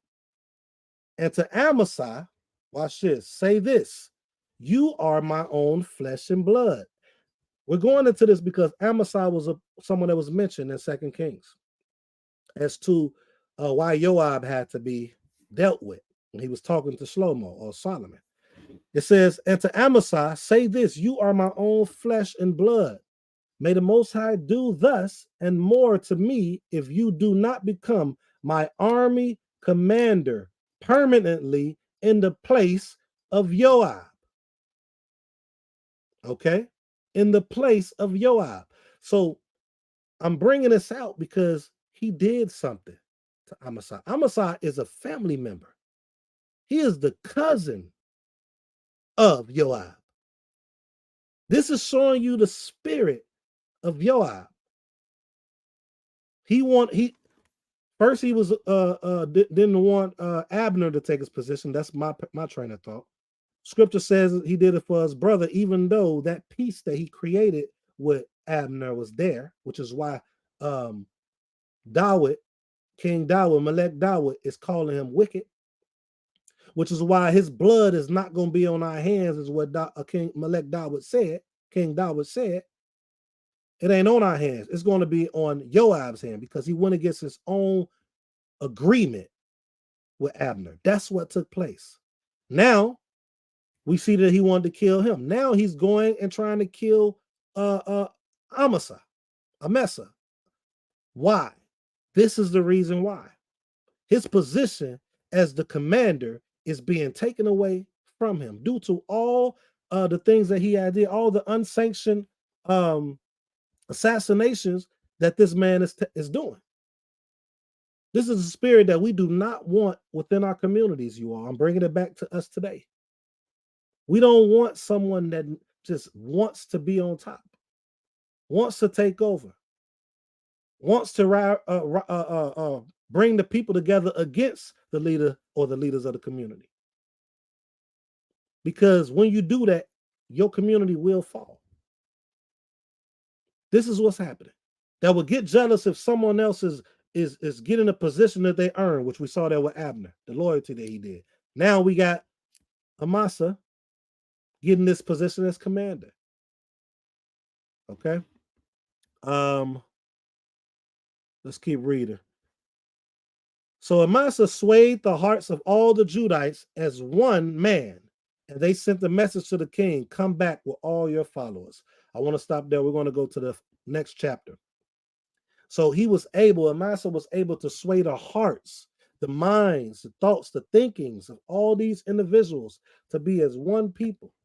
Some people don't like the fact that other people can do that, especially if it takes their position. This same action that's happening right here is the same thing that was taken over with Shaul. Shaul started seeing the direction Dawid was going in, or Dawid was going in. And this is what we're seeing with Joab. Same exact thing. Any questions before we go to chapter 20?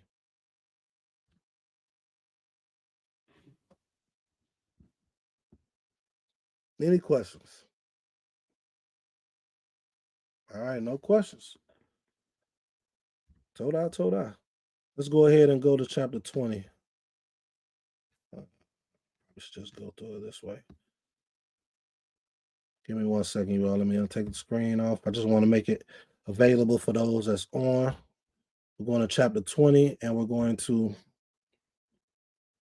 8 through 13, just for those that's wondering, 8 through 13.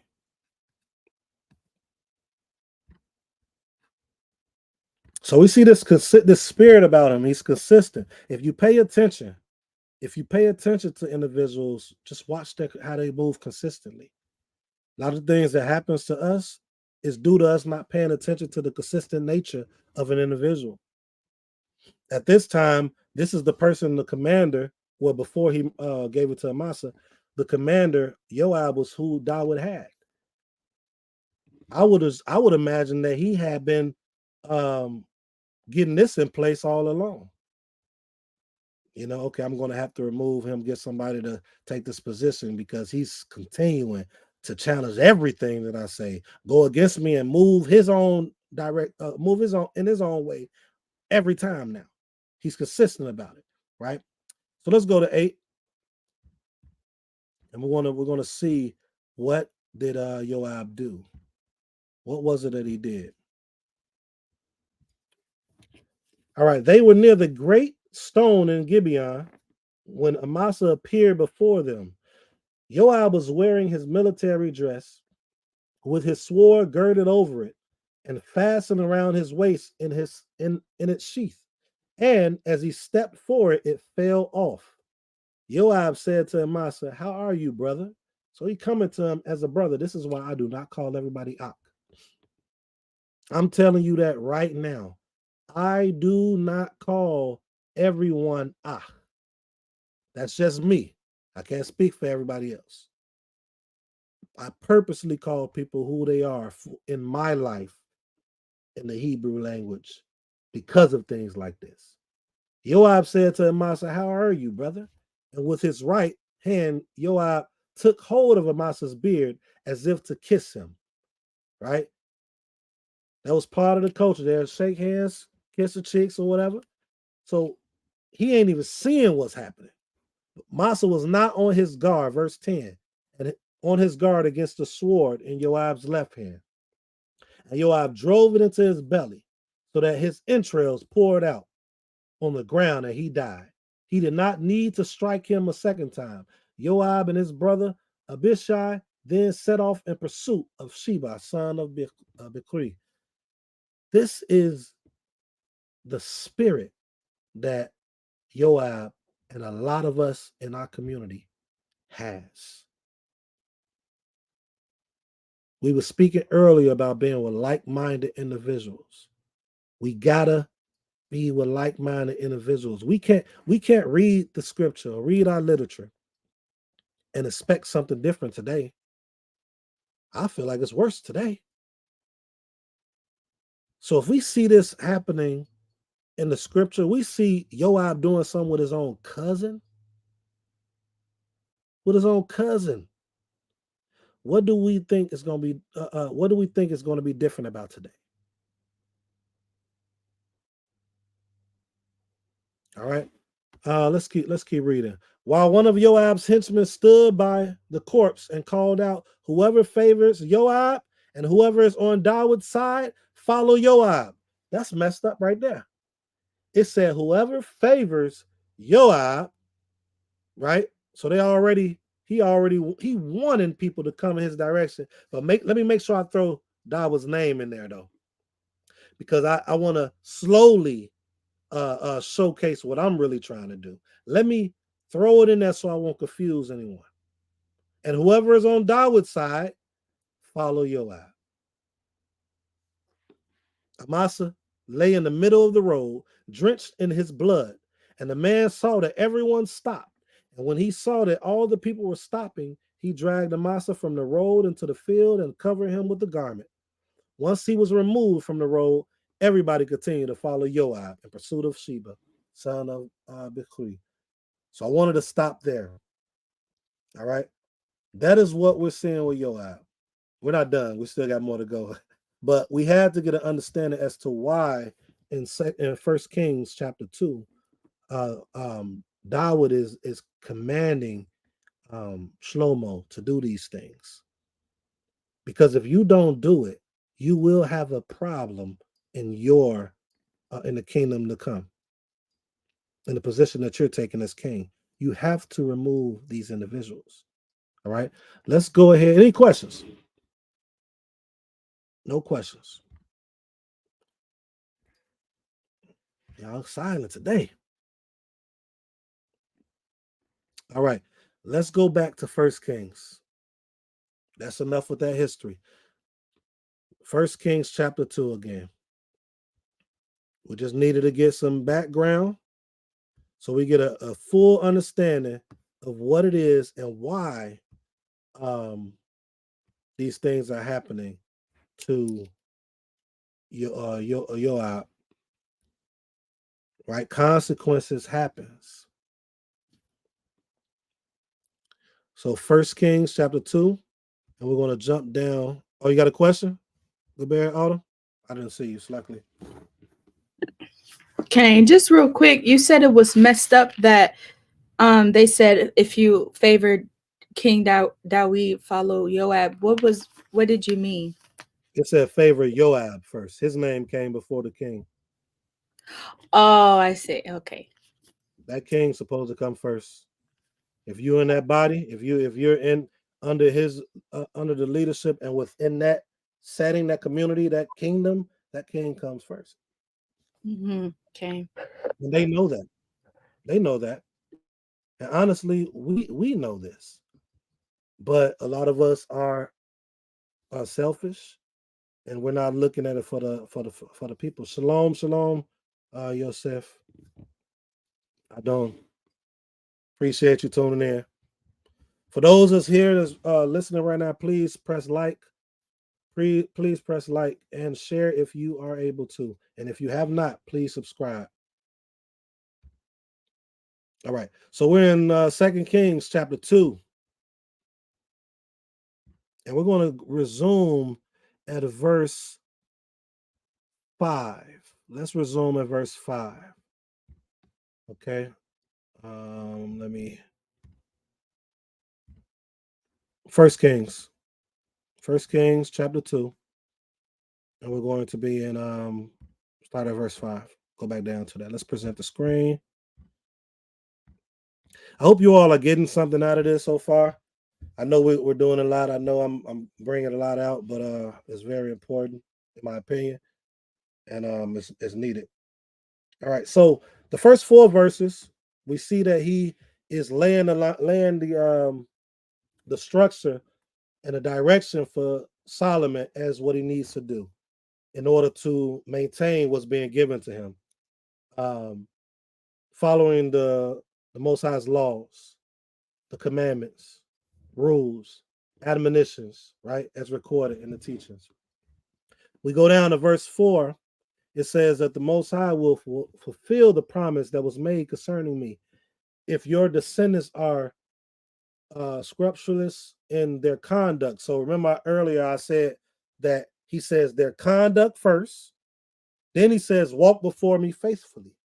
Think about it. We got many people here in the world that has great conduct, but a lot of them are not walking faithfully, right, before the Most High. So the Most High is saying, great in their conduct and walk before me faithfully with all their heart and all their soul. Your line on the throne of Israel shall never end, right? This can go with any community. If we walk in this type of way with the Most High, and then we're loyal with one another in righteousness, not in wickedness, because there are people that's loyal in wickedness. That's why a lot of leaders are doing stuff, and stuff is happening in communities now, and people are getting away with it. So I'm going to make sure that I say loyal in righteousness, not loyal in wickedness. Okay, if we do these things, this was laid out, this concept, your community will thrive and it will last. That's my opinion. And we're going to prove that here, Beulah. All right, verse 5. It says, further, you know that Joab, son of Zuriah, did to me. So we see what he did to him. He kept overstepping his bounds, kept doing what he wanted to do, right? What he did to the two commanders of Israel forces, we went into the history, Abner and Amasa, right? That's why I took us there. He killed them, shed in blood of war in peacetime. Why is he saying that? Abner and Joab agreed on peace. They wiped it off. They blew the horn, stopped everybody. It was peace at that moment. So he said, shedding blood of war in peacetime, staining the girdle of his loins and the sandals on his feet with blood of war. That's what he did with Amasa, kissed him on his cheeks and stabbed him, made him fall to his feet. Talking about brother. Everybody's not your brother. Stop calling. And this is me telling you all, stop calling everybody your brother. You don't got to listen to me, but we just read why. He literally called him Ak, or actually Aki, my brother. Let's keep reading. We're going to keep going down. So act in accordance with your wisdom. Watch this. He says, so act in accordance with your wisdom. The first thing you all thinking about, more than likely, or most people will be thinking about, is he's instructing them to kill these individuals he's about to bring out right now. Just kill them off the bat. But let's see. So act in accordance with your wisdom and see that his white hair does not go down to Sheol in peace. But deal graciously with the sons of Barzillai, the Gileadite, for they befriended me when I fled from your brother Absalom. Let them be among those that eat at your table. You must also deal with Shimei, son of Gera, the Benjamite from Bahurim. Remember the guy who was coming out and yelling at him, cussing at him, and then his soldiers wanted to do something to him, but he said, nah, I ain't gonna do it. It says he insulted me outrageously when I was on my way to Mahanaim, right? Now wait. But he came down to meet me at the Jordan, and I swore to him by the Most High, I would not put you to the sword. So he did that. He didn't put him to the sword. But remember, up here, he told him to act in accordance with your wisdom. Verse 6.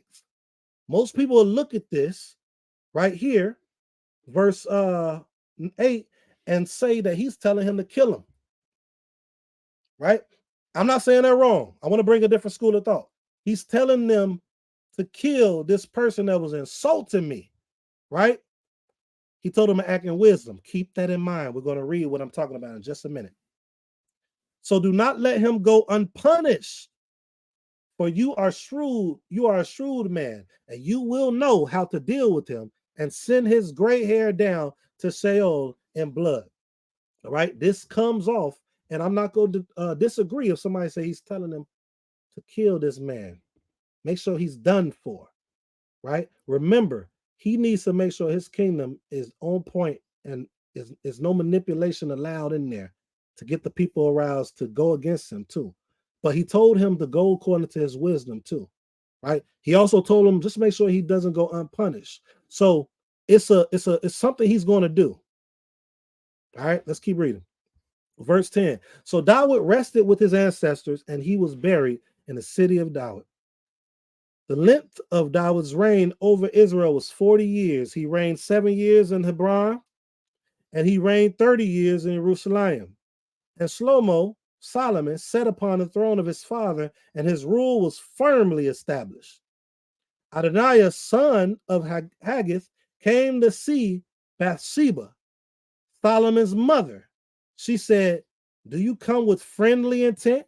Why is she saying that? Because she know what he was doing with to her son, right? Did you come with friendly intent? Yes, he replied. And he continued, I would like to have a word with you. Speak up, she said.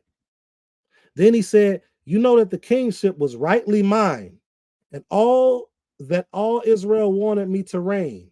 But the kingship passed on to my brother. It came to him by the will of the Most High. Right? So I want to pick that apart just a little bit. He said that the kingship was rightly his, and that all Israel wanted me to reign. So it's rightly his because Israel wanted him to reign. The age difference as well, right? But the kingship passed on to my brother. It came to him by the Most High's will, right? So the Most High, he understands that the Most High wanted it to be done. Keep reading, keep reading. And now I have one request to make of you. Do not refuse me, she said. Speak up. He replied, please ask King Solomon, for he won't refuse you to give me Abishag, the Shunammite, as wife. For those of you who remember, last 2 weeks ago, we was in 1 Kings chapter 1. And we saw that Abishag was this woman, some will say virgin, right? That was supposed to be a companion of David, right? To be a helper, to be that, as some will say, even a concubine in a sense. But he never slept with her. Keep that in mind. Let's keep reading. Very well, said Bathsheba. I will speak to the king in your behalf. So Bathsheba went to King Solomon, to speak to him about Adoniah. The king rose to greet her and bowed down to her. He sat on his throne, and he had a throne placed for the queen mother, and she sat on his right. That's something to think about. Two things that we need to look at. He honored his mother. He honored his mother. Now, granted, the mother was in alignment, it seems to be, with what he was, how they was moving within the kingdom, right? Community, things of that nature. But he also bowed. He bowed to her. He bowed to her. Different honoring of that mother. That's important for us to do that, right? A king bowed to his mother. Just want to throw that out there. Verse 20. She said, I have one request to make of you. Do not refuse me. He responded, ask mother, I shall not refuse you. Okay. Hold on 1 second. All right. Ask mother, I shall not refuse you. Then he said, let Abishag, the Shunammite, be given to your brother Adoniah as wife. The king replied to his mother, why request Abishag the Shunammite for Adoniah? Now, some may say that maybe the mother didn't realize what was going on. I will kind of agree with it because I don't think she would have brought this if she realized what's going on.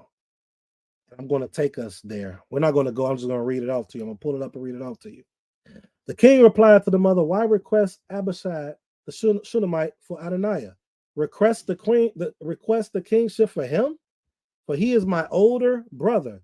And the priest Abiathar, remember that name I said to remember, and Joab, son of Zuriah, are on his side.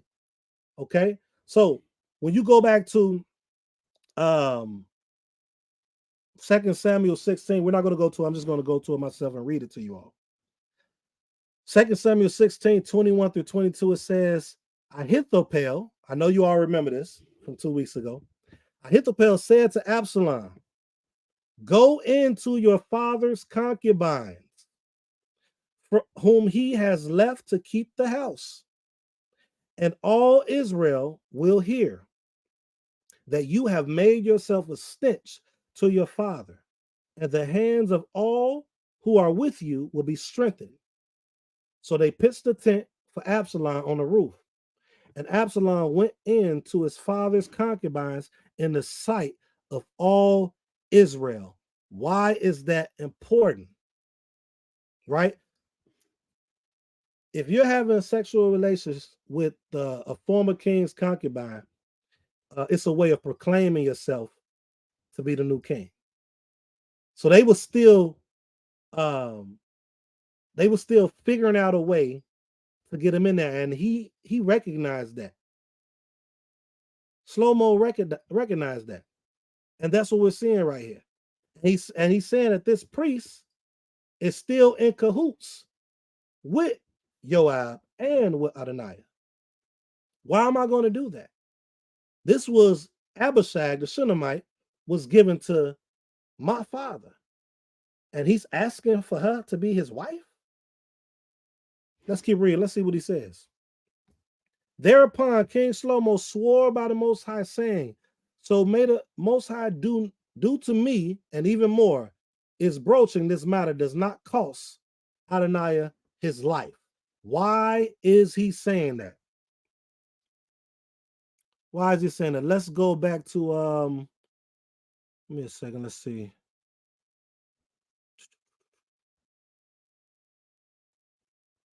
Let's go back to 1 Kings 1 and 51. All right. I'm just going to scroll up. We're going to come back to chapter 2, 23. But he said it's going to cost him his life just for asking that question. So I pointed out the reason as to what he's doing, right? What he's trying to do. He's doing that same thing that Absalom did. And may have even got counsel to do that. Go to the mother. The mother going to get him to say yes. And this is what Shlomo is saying. But let's go to 1 Kings real quick. You all don't have to go there. I'm going to go there. 1 Kings 1.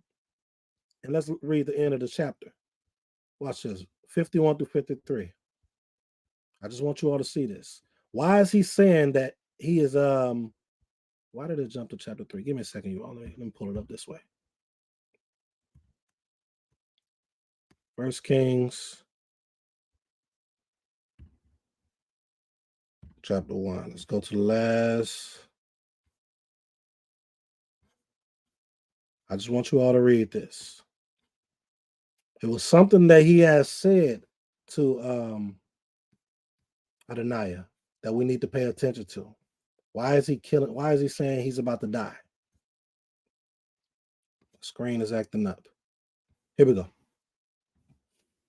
And it says, it was reported, 1 Kings 1 and 51.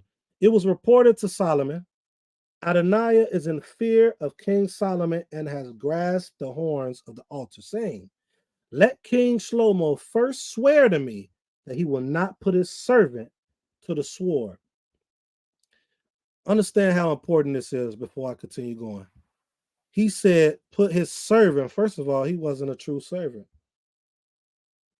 but he was under the direction of Shlomo because of what he had did. But he's calling himself a servant, right? First swear to me that he will not put his servant to the sword. When somebody is getting something done to them, and they're in fear for their life, or they're in fear of something happening to them, now they want to come amongst you and be on your side, right? Try to save themselves. But let's keep going into the context of what I'm trying to bring out. Solomon said, if he behaves worthily, meaning not wicked, if he behaves worthily, not a hair of his head shall fall to the ground. But if he is caught in any offense or wickedness, he shall die.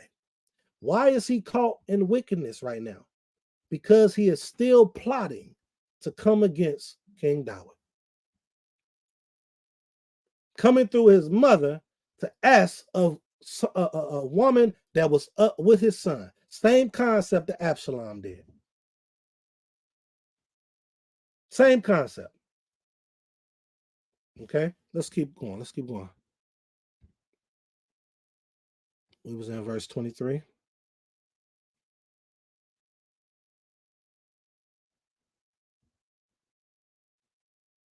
All right, verse 23. Thereupon, King Shlomo swore by the Most High, saying, so may the Most High do to me, and even more, if broaching this matter does not cost Adoniah his life. Now, as the Most High lives, who has established me and set me on the throne of my father David, and who has provided him with a house as he promised, Adoniah shall be put to death this very day. Because it was wicked what he did. He was following the same steps of what Absalom did when he took his concubines on top of the roof for all of Israel to see. Because that was making a statement that this is going into his kingdom. Shlomo knew that. Solomon, And Solomon instructed Benaiah, son of Jehoiada, who struck Adoniah down, and so he died. He instructed him to. Now, this is the new captain coming in. This is a captain coming in, right? This is Benaiah, for those that might not know who he is. Okay. 26. To the priest Abiathar, the king said, go to your estate at Anathoth. You deserve to die, but I shall not put you to death at this time, because you carried the ark of my sovereign Elohim or power before my father David, and because you shared all the hardships that my father endured. So he just he demoted him from his position in that high priest position, right? And when you look at that situation, those priests are anointed, right? They're putting in they're elevating this position. They're going through a process of getting anointed. This is the same concept. Shlomo is doing similar to what David did with Shaul, who was anointed by the Most High. He didn't kill that was supposed to be anointed to the people. But he said, I'm gonna demote you, take this office from you, and I'm going to banish you. This is the spirit of Shlomo in the beginning. And we see a consistent characteristic of these leaders who's operating in a certain spirit. We saw that with Abner. We saw that with David. We're saying that with Shlomo. We know the downfall. We know the things that they did wrong. But it's just we got to pick these positive, righteous things that we're seeing. He ain't coming against someone that had this anointed position. He did not kill him. He could have killed him because they was what is that called? When you can't think of the word. Treason. Toda ishti. Treason. He committed treason at this particular moment. All right. Let's keep going. So Shlomo dismissed Abiathar from his office of priest of the Most High, thus fulfilling what the Most High had spoken at Shiloh regarding the house of Eli. We're talking about a lot of prophecy, right?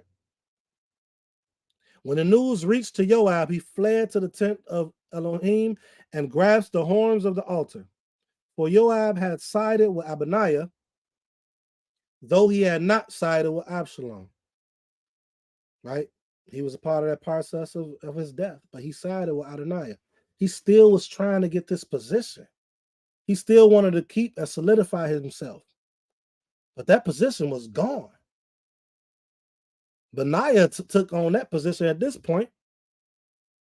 Verse 29, King Solomon was told that Joab had fled to the tent of Elohim, and that he was there by the altar. So Shlomo sent Benaiah, son of Yehudiah, saying, go and strike him down. Benaiah went to the tent of Elohim and said to him, thus saith the king, come out. No, he replied, I will die here. Benaiah reported back to the king that Joab had answered thus and thus. Why is that important? We see that Benaiah has a different spirit as being this commander officer or this captain. Different than what Joab did. Joab was doing everything on his own. He went to do what the king told him to do.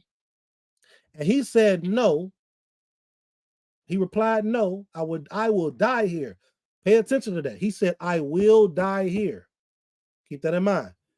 He reported back to the king, opposite of what Joab was doing. But keep in mind what he just said. I will die here.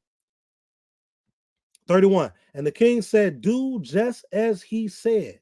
Strike him down and bury him, and remove guilt from me and my father's house for the blood of the innocent that Joab has shed.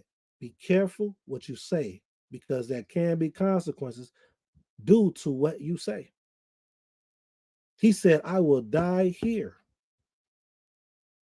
And he told him to do exactly what he had said.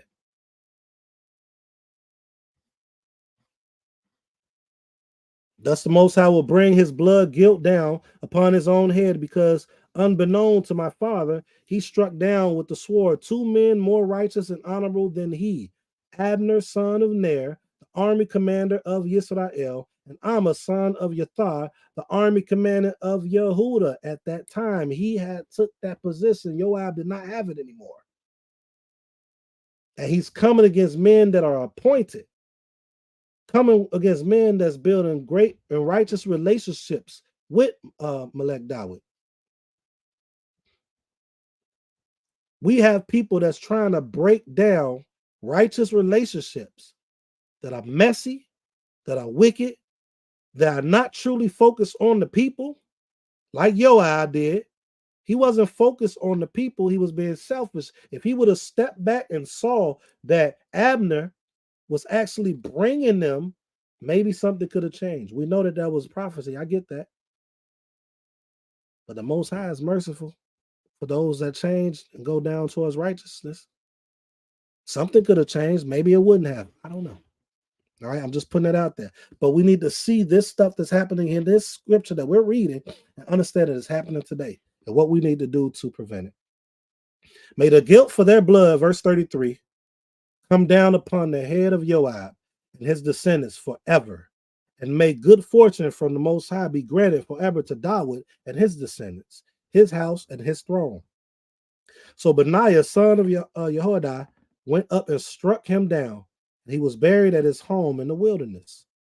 In his place, the king appointed Benaiah, son of Yehoiada, over the army, and in place of Abiathar, the king appointed the priest Zadok. Then the king summoned Shema and said to him, build yourself a house. Now here's that individual, you all. Here's the individual that was talking crazy to David. Now remember, he told him that he wanted something to be done with him, but he told him to act in wisdom too. So he wanted him to not be unpunished. He wanted Shlomo to operate in wisdom though, too. I have my school of thought as to why. I'm not gonna go into that because I don't want to make any confuse anybody right now. But let's keep going. He told him to act in wisdom and make him unpunished. He said, then it says, then the king summoned and said to him, build yourself a house in Jerusalem and stay there. Do not ever go out from there anywhere else. That's a form of punishment. How many of you all could stay in your house right now and don't go nowhere? That's a form of punishment. Watch this though. On the very day that you go out and cross Wadi Kidron, you can be sure that you will die. Your blood shall be on your own head. He's putting it on him. He has the power to die or live. It's up to him. It's up to him being obedient or not obedient. The consequences is going to come from his move that he made. He already getting this consequence for coming at a king like that. But he's getting showed mercy in a sense right now through punishment that is not killing him at the moment. It's mercy. But his decision is going to cause something. Let's keep reading. That is fair. Watch what you say and agree on, right? He said, that's fair. Your servant will do just as my master, the king, has spoken. And for a long time, he remained in Jerusalem. He was able to do it. Some people, true colors going to come out eventually. Their consistency, their character, their integrity, if they're really doing what you're telling them to do, it's going to come out eventually. And Shlomo knew that, as wise as he was. He knew that eventually, I'm going to put it on him to decide if he's going to live or die. He knew eventually he was going to fail. 3 years later, 2 slaves of Shimei ran away to King Achish, son of Ma'akah of Gath. Shimei was told, your slaves are in Gath. I would have left them slaves alone. But he couldn't do it. It says, thereupon he saddled his donkey and went to Achish in Gath to claim his slaves. And he returned from Gath with his slaves. Solomon was told that he had gone from Jerusalem to Gath and back. And the king summoned him and said to him, did I not adjure you by the Most High and warn you on the very day that you leave and go anywhere else, you can be sure that you will die. And did you not say to me, it is fair? I accept. He's asking him. I'm confirming. Isn't this what we agreed on? I just want to make this clear before I kill you, because I'm not really killing you. You killing yourself. I gave you mercy. You decided not to accept the mercy. Why did you not abide by the oath before the Most High and by the orders that I gave you? So this oath was made before the Most High. That is mercy. He listened to his Abba. He punished him. He didn't let him go unpunished, keeping him in a place to where he was going to be bored or have to eventually go. That was punishment. But he vowed to him and before the Most High. The king said, further to Shema, you know all the wrong, which you remember very well, that you did to my father, David. Right? Now the Most High bring down your wrongdoing upon your own head. But King Shlomo shall be blessed, and the throne of David shall be established forever. The king gave orders to Benai, the commander son of Jehoiada, and he went out and struck him. And so he died. Thus the kingdom was secured in Shlomo's hands. All right. We got 10 more verses I want us to go to in chapter 3. We're going to read it through. Is any questions before we go to this last chapter? Any questions? Any comments?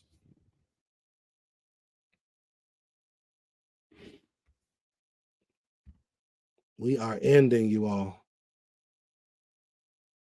Okay, princess. We are ending. One last chapter. I see no question. Oh, go ahead, Ishti. I'm going to turn me down. You got to talk loud. If it's a question, you can talk loud. I said that. Not a question, just a comment towards some of the treason that was done. I don't know if this is a silly question, but or comment in a question. When it comes down to the concubines, I notice they don't ever have and it's not funny, they don't ever have a fighting chance. If that makes sense. Like if somebody went into them, it was just that. I mean, we know that they probably didn't have a lot to say or they didn't have any authority whatsoever, but I was just thinking, like, to be in that position, it was do you believe, and this is to you, Ish, do you believe that they had a lot of things going on through their minds, or they weren't kept in the loop of the council to know what was really going on? That is a sincere question, because, you know, my heart goes out for them because they were in the kingdom. They were part of the family. Toda for that question. Hold on, let me turn me up. We're in separate rooms. All right, beautiful question. Here's my answer. My answer to that question is our literature does not tell us everything that transpired in the kingdoms when it comes to the relationships of melechim or kings. Keep that in mind. What it does do is what I was trying to bring out actually 2 weeks ago. This is part 2 to the lesson that was 4 weeks ago, a month ago, so luckily. But 2 weeks ago, I brought out that this book is really bringing out a lot of wickedness within the men, leaders of Israel.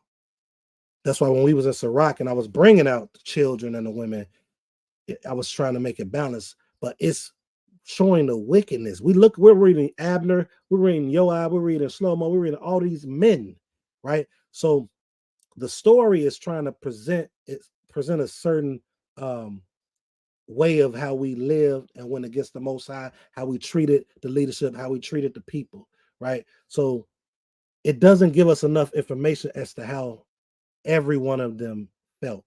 But to answer on a plainer level, you said, do I think that they were, what was the question again? Because I went on a rant. You can say it loud so I can hear you.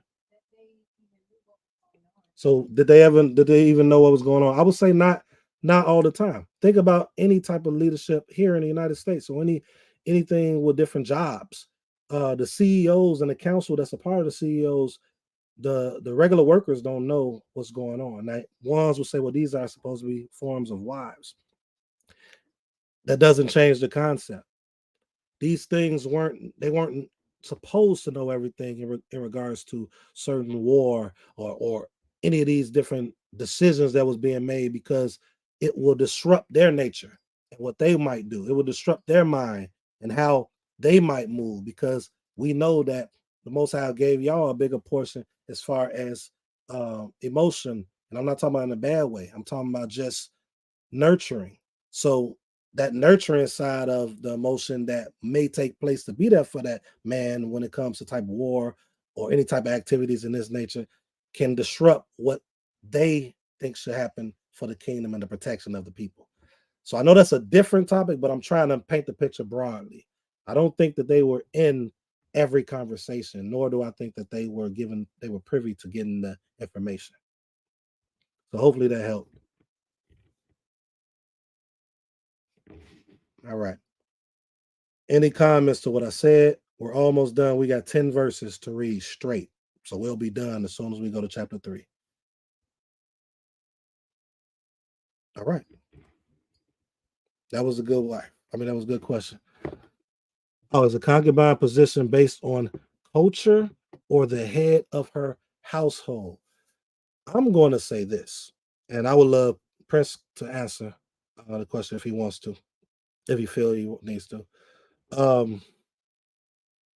I believe culturally it was a certain understanding depending on the tribes. We see that it's a breakup between Israel and Yehuda, right? Or certain tribes are split. So that they do everything the same, I would say no. But I do believe when it comes to the laws, it was supposed to be a certain way that we were supposed to move. So is a position based on culture or the head of her household? I would say the head of household and or community that head is a part of. The head of household or the community that head is a part of, right? Tribal, like you said, I was thinking that too. It's tribal. So here at Beulah, we have ways that we move and we operate as me and Prince, being who we are here, as you all as the leader, the women here, is what we got a certain way we move that's different than other communities. Other communities, they do things differently. Their household may be different. We have a joint understanding as to what we need to do to stay righteous and stay away from what we believe to be wicked. So I hope I answered that question. And I'm going to end with these last 10 verses. Prince, did you have anything you want to say?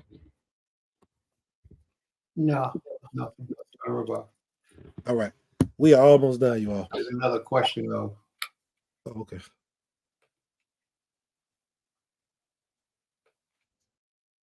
I thought you couldn't kill the Most High's anointed no matter what.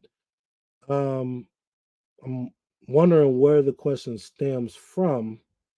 That was from where I think someone was going to King Solomon was talking about the priest that he was going to kill but showed mercy to. He said he was worthy of death, but he was showing him mercy, right? So I just thought that, right, Abaya thought. So I just thought that you couldn't kill the Most High's anointed regardless, or is that not? Okay, great question. So let's think of two things. He said that he deserved it. He was worthy of death, but he didn't. He didn't kill him, right? What Melech Dawid did was worthy of death when he did what he did with Bathsheba, but he didn't get killed. He got mercy put on him due to what he did. But to answer your question plainly, we shouldn't touch the anointing of the Most High.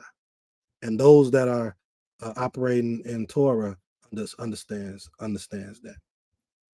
You won't see that happening from a righteous individual, from my knowledge. A righteous individual is not going to touch the anointed of the Most High. Those that's not righteous, they will. But you got to remember, too, that that's in action and words. Mm-hmm. Goes both ways. Okay, I can agree on that. I truly can agree on that. Most of us don't understand that or will do that, but the Most High sees all. All right, let's end it. We're about to end it, you all. 10 more verses and then we're done. Okay. It says Solomon allied himself by marriage with Pharaoh, king of Misraim. He married Pharaoh's daughter and brought her to the city of David to live there until he had finished building his palace and the house of Elohim and the walls around Jerusalem. The people have, however, continued to offer sacrifices at the open shrines because up to that time no house had been built for the Most High's name. And Shlomo, um, though he loved Elohim and followed the practices of his father David, also sacrificed and offered at the shrines. The king went to Gibeon to sacrifice there. The reason we're going here is because we're still seeing Gibeon, right? So I wanted to bring this up. For that was the largest shrine. On that altar, Shlomo presented 1,000 burnt offerings. Watch this. At Gibeon, Most High appeared to Shlomo in a dream by night, and Elohim said, "Ask, what shall I grant you?" Shlomo said, "You dealt most graciously with your servant, my father David, because he walked before you in faithfulness and righteousness, and in integrity of heart, integrity of mind." So, Princess said something about that goes with even words, right? Not just the actions. Your mind, before you even do an action or you speak, it's all in your mind. So even your thought, you even need to have thoughts. Your thoughts need to be within integrity, right? Integrity needs to be attached to what we see supposed to be done to the leaders and the people of the community. There's something to think about, something to work towards. It says, "You have continued this great kindness to him by giving him a son to occupy his throne, as is now the case. And now, my eternal power, you have made your servant king in place of my father David. But I am a young lad with no experience in leadership." So he's saying he has no experience. He's willing to even say that, even though he'd been under his Abba for a very long time, right? But he himself didn't have leadership experience. But watch what he asked for. Your servant finds himself in the midst of the people you have chosen, people a people too numerous to be numbered or counted. Grant then your servant an understanding mind to judge your people, to distinguish between good and bad. For who can judge this vast people of yours? Please that Solomon had asked this. The Most High said to him, "Because you asked for this, you did not ask for long life, you did not ask for riches, you did not ask for the life of your enemies, but you asked for discernment and dispensing justice. I now do as you have spoken." I want to stop there. He's asking for an understanding mind. And I want you all to think on, if we ask for an understanding mind and we ask the Most High to kind of build us in that direction, it will limit the consequences that will be given to us for not having an understanding mind. And with that, I yield. Shalom. All right. May the Most High be praised.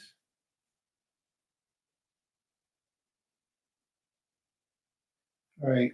Ima, would you like to address those two? I don't know if these are questions you're asking. I assume they're questions. So you can put them up and Naseekh can answer them if, if they are truly questions. But there were questions, but kind of like comments, but yeah, you can. Could you read them, please? Oh, I was basically saying this to me is where Melech Shlomo began his downfall, marrying women of other nations and not commanding them to get rid of their deities. He married them to build alliances, but what did it do? And I just said, in my opinion, it ruined the future because some of these women bore children and taught them their ways and not Melech Shlomo, not the ways of Melech Shlomo, which is the way of the Creator. I just said it's a lot to truly consider. I have a couple of typos. I was saying that because I guess we ended with when he married. I can't even think. It said he married a woman of another nation, and of course we read it before when he marries many women of other nations for alliance, to build some type of connection. But I think I don't know if he did or didn't, so I can't speak for him. But what it appears to me is what was overlooked was the future. Like, because he had so many wives, one, he did not even see a lot of them. I don't know. I don't even know if he went into all of them. And then the ones that did bear children by him, they, in my opinion, how were they even raised by him if he had so many and he didn't even frequently visit them? So, to me, when we look at how children are raised, even if the father's in the house, the mother is primarily that educator in the beginning.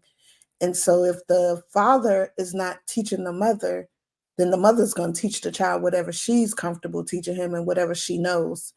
And so I just looked at that as that's to me where the beginning of Shlomo's the downfall of that of him, in my opinion, because I feel like it could have been other ways to form alliances, but also the greed, in my opinion, sometimes of a man to have so many women, but then those women aren't, given the fulfillment of being a wife either. So it's just that's why I say it's truly a lot to consider because so much happened in that process of him taking so many wives for alliances.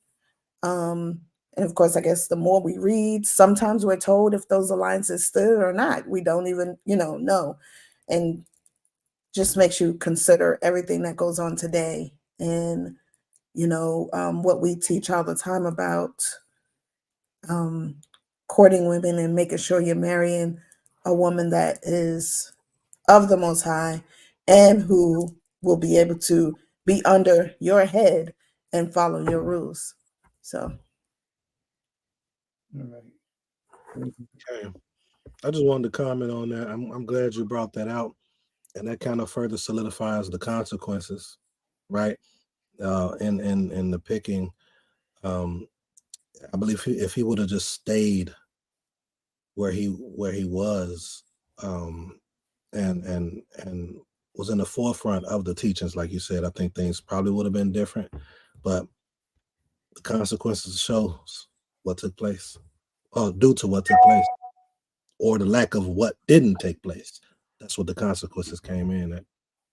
Well, if he didn't do these things, then we wouldn't, us males, us men, we wouldn't have his experience to learn from, which means that we could be falling off now. So I guess he paid the price for us to be blessed. For us to see his mistakes and learn how to not do the things that he did. But even the strongest of us, sometimes we get weak and we fall, and it's up to, I would like to say, us to realize that we have fallen that far and pull ourselves up and get us out of that situation. Yeah. That was a very good analogy, Ima. Very good analogy. But those alliances that he made during those times, those things were something that was commonly done. Kings and princes to bond families, because if you notice through his alliances, he sacrificed a lot, but through his alliances, he had 40 years of peace. Well, first through the Most High's blessings, but then through the wisdom he had, those people that he didn't want to have to go to war with, he would marry into their family, bringing their daughter to him. Therefore, even if they had differences, they wouldn't want to go to war because nobody wanted to kill a seed. They didn't want to, so that's why he had 40 years of peace. Well, that's a part of the reason. Because he had married into so many different nationalities of people. And like you said, he might not have had sex with all of them. We don't know the answer to that. But I would think that in order to consecrate a marriage, you would have to penetrate that woman at least once in her life. At least once to consecrate that marriage. So I would like to think he did have sex with at least all of his wives at least one time in order for them to fully be invested as a wife. Other than that, they could just be concubines. But he had concubines and Nashim. He had both. So, I think that might be the answer to that. I'm not sure. That's just my opinion. But that was a very good question. And it raised a lot of point of views on a lot of today's lesson that you have to pay. There are consequences for the things that you do in life. Solomon did some things, even though he might have been jeopardized. I think he got caught up in it, but he might have been jeopardizing a lot for a greater reason. He still had to pay the price of his decisions. And that's what today's lesson was all about. All right, do we have any other questions from the family in the audience? Does anyone have any questions about anything we read today? Does anyone need anything cleared up for them that we read today? I have a quick question. Is the back to chapter 2 and verse 4 where King Dawid was telling King Solomon that the Most High may continue his word which he spake concerning me, saying, if the children take heed to their way, then someone from David's seed will always reign. So since we know that King Solomon fell off a little bit, is that promise still in place? That question towards me or Prince? Anyone. Oh. Either one. Well, my belief is due to, I believe, Abraham, Yitzchak, Yaakov, our forefathers of the Most High, always has that connection with us. In regards to the kingship, though, I think it will return. I think it's not there at the moment, of course, as we can see today, due to what took place with our prior kings. But I do believe that it will be reestablished, because I believe it will be somewhere in there that it says forever. So I have to find it, though. Prince, you got something? Yeah, just as the prophecy says. As long as they stood righteously before the Creator, then yes, they would always stand. But then we had so many kings after Shlomo that were corrupt. And it caused the nation to go into disarray. And it caused the kingdom to split. And all types of things took place. But the Creator gave us the prophecy in Deuteronomy that these things would happen. And that we would go into captivity. And that the king, his bloodline, his seed, will go into captivity with us. So we are here today in this land. And we're suffering. Many of us are suffering. Because of the sins of our forefathers. Okay, so it's fair to say that whoever the king is when revealed by the Creator will be of David's stock based upon that promise. Absolutely. Gotcha. Absolutely. Very good question. Are there any other questions or comments, family? Very good lesson, Naseekh. Very good lesson.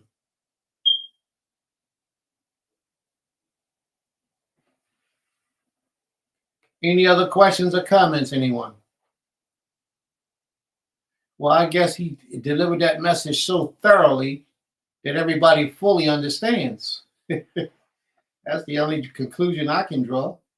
He delivered the message so thoroughly that there were no questions and everybody fully understood. May the Most High be praised. Ima, did you want to speak? No. You said you had some things you wanted to say, or you wanted to do it after the 3 o'clock class? Okay, that's the afternoon announcements. Okay, Shabbat. Okay, wonderful. We do have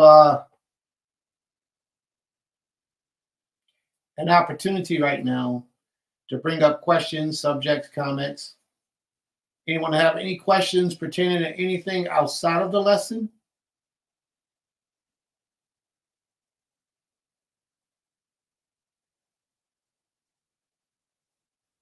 No? Okay. All right, we can close out with the video. And we'll be back in class today at 3 o'clock, Creator willing, for the second half, as long as the Most High allows. As always, Sister Tucelia, he did not fail to produce and to give us some wonderful things. May the Most High be praised, and may the Most High continue to bless Naseekh for the wisdom, the effort, and the strength that he has, that the Most High gave him. But may the Most High continue to bless him with those strengths, those wisdoms, and a display of his actions to us, his people. May the Most High be praised. We'll be back today, family, at 3 o'clock, Creator willing. So like, subscribe, join. And if you thought today's lesson was a wonderful lesson, give them a thumbs up. Go over there and, how you say it, put your thumb on that little thumb. And how you say it, Naseekh? Put your thumb on that little thumb and give them a like up. May the Most High be praised. Creator willing, we see you all at 3. Emi? Yes, I'm sorry. I wanted to say it earlier about the part where Asael basically chased or kept in pursuit of Abner. And it made me think about, honestly, it kind of made me think about how we today are consistently in pursuit of trying to outdo this world. And I don't mean outdo like to be better, but kind of like outdo the competition that this world puts you in. And just like how Abner, and we always warned by the Most High to, separate yourself. But we are so hard on in pursuit of trying to chase this concept of what the world says is righteous or whatever. But in truth, we know it's wicked. And just like how Abner slew Asael because he didn't listen, I feel like so many of us are being, I guess, enthralled with the sword. And because it's metaphorically, we don't even feel it in the manner that, it didn't kill us physically, but it's definitely killing us spiritually. And so I was just, it made me think about that too. Like, how in pursuit, what are we in pursuit of?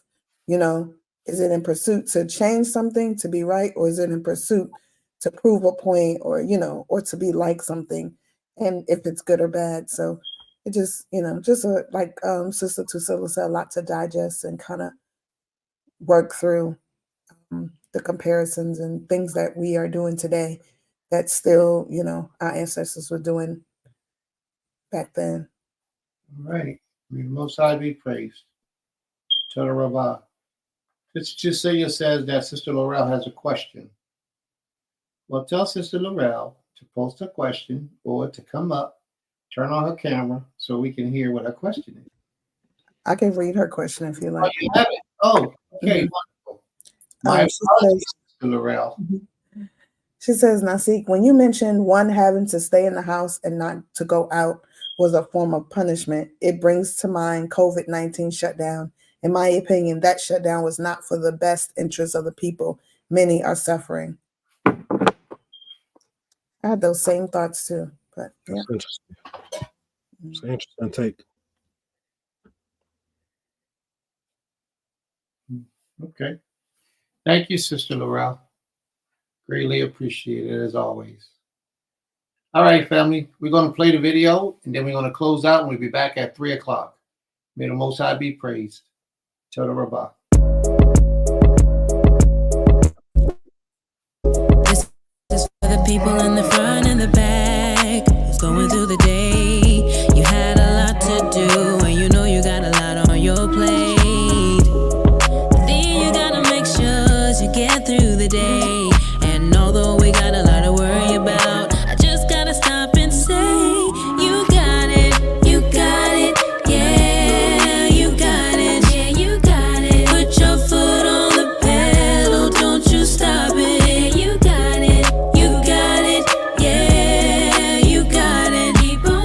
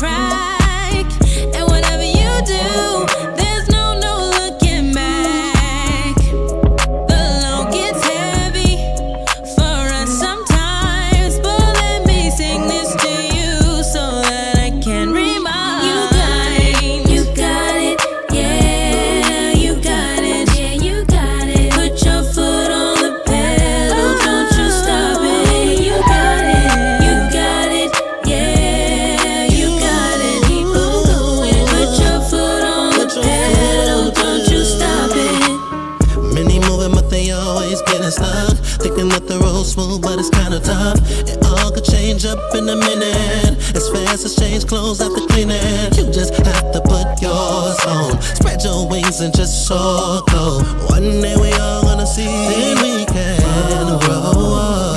I see rise, just gotta believe. First you got to plant that seed. Don't let no one pluck and keep it away, yes, out of reach. This is why, cause if you let them, they will bring you low. And you don't want that, just to let you know. I said that all to say you got it, yeah, you got it, put your foot on the pedal, don't you stop it, you got it, yeah, you got it, keep on going, put your foot on the pedal, don't you stop it.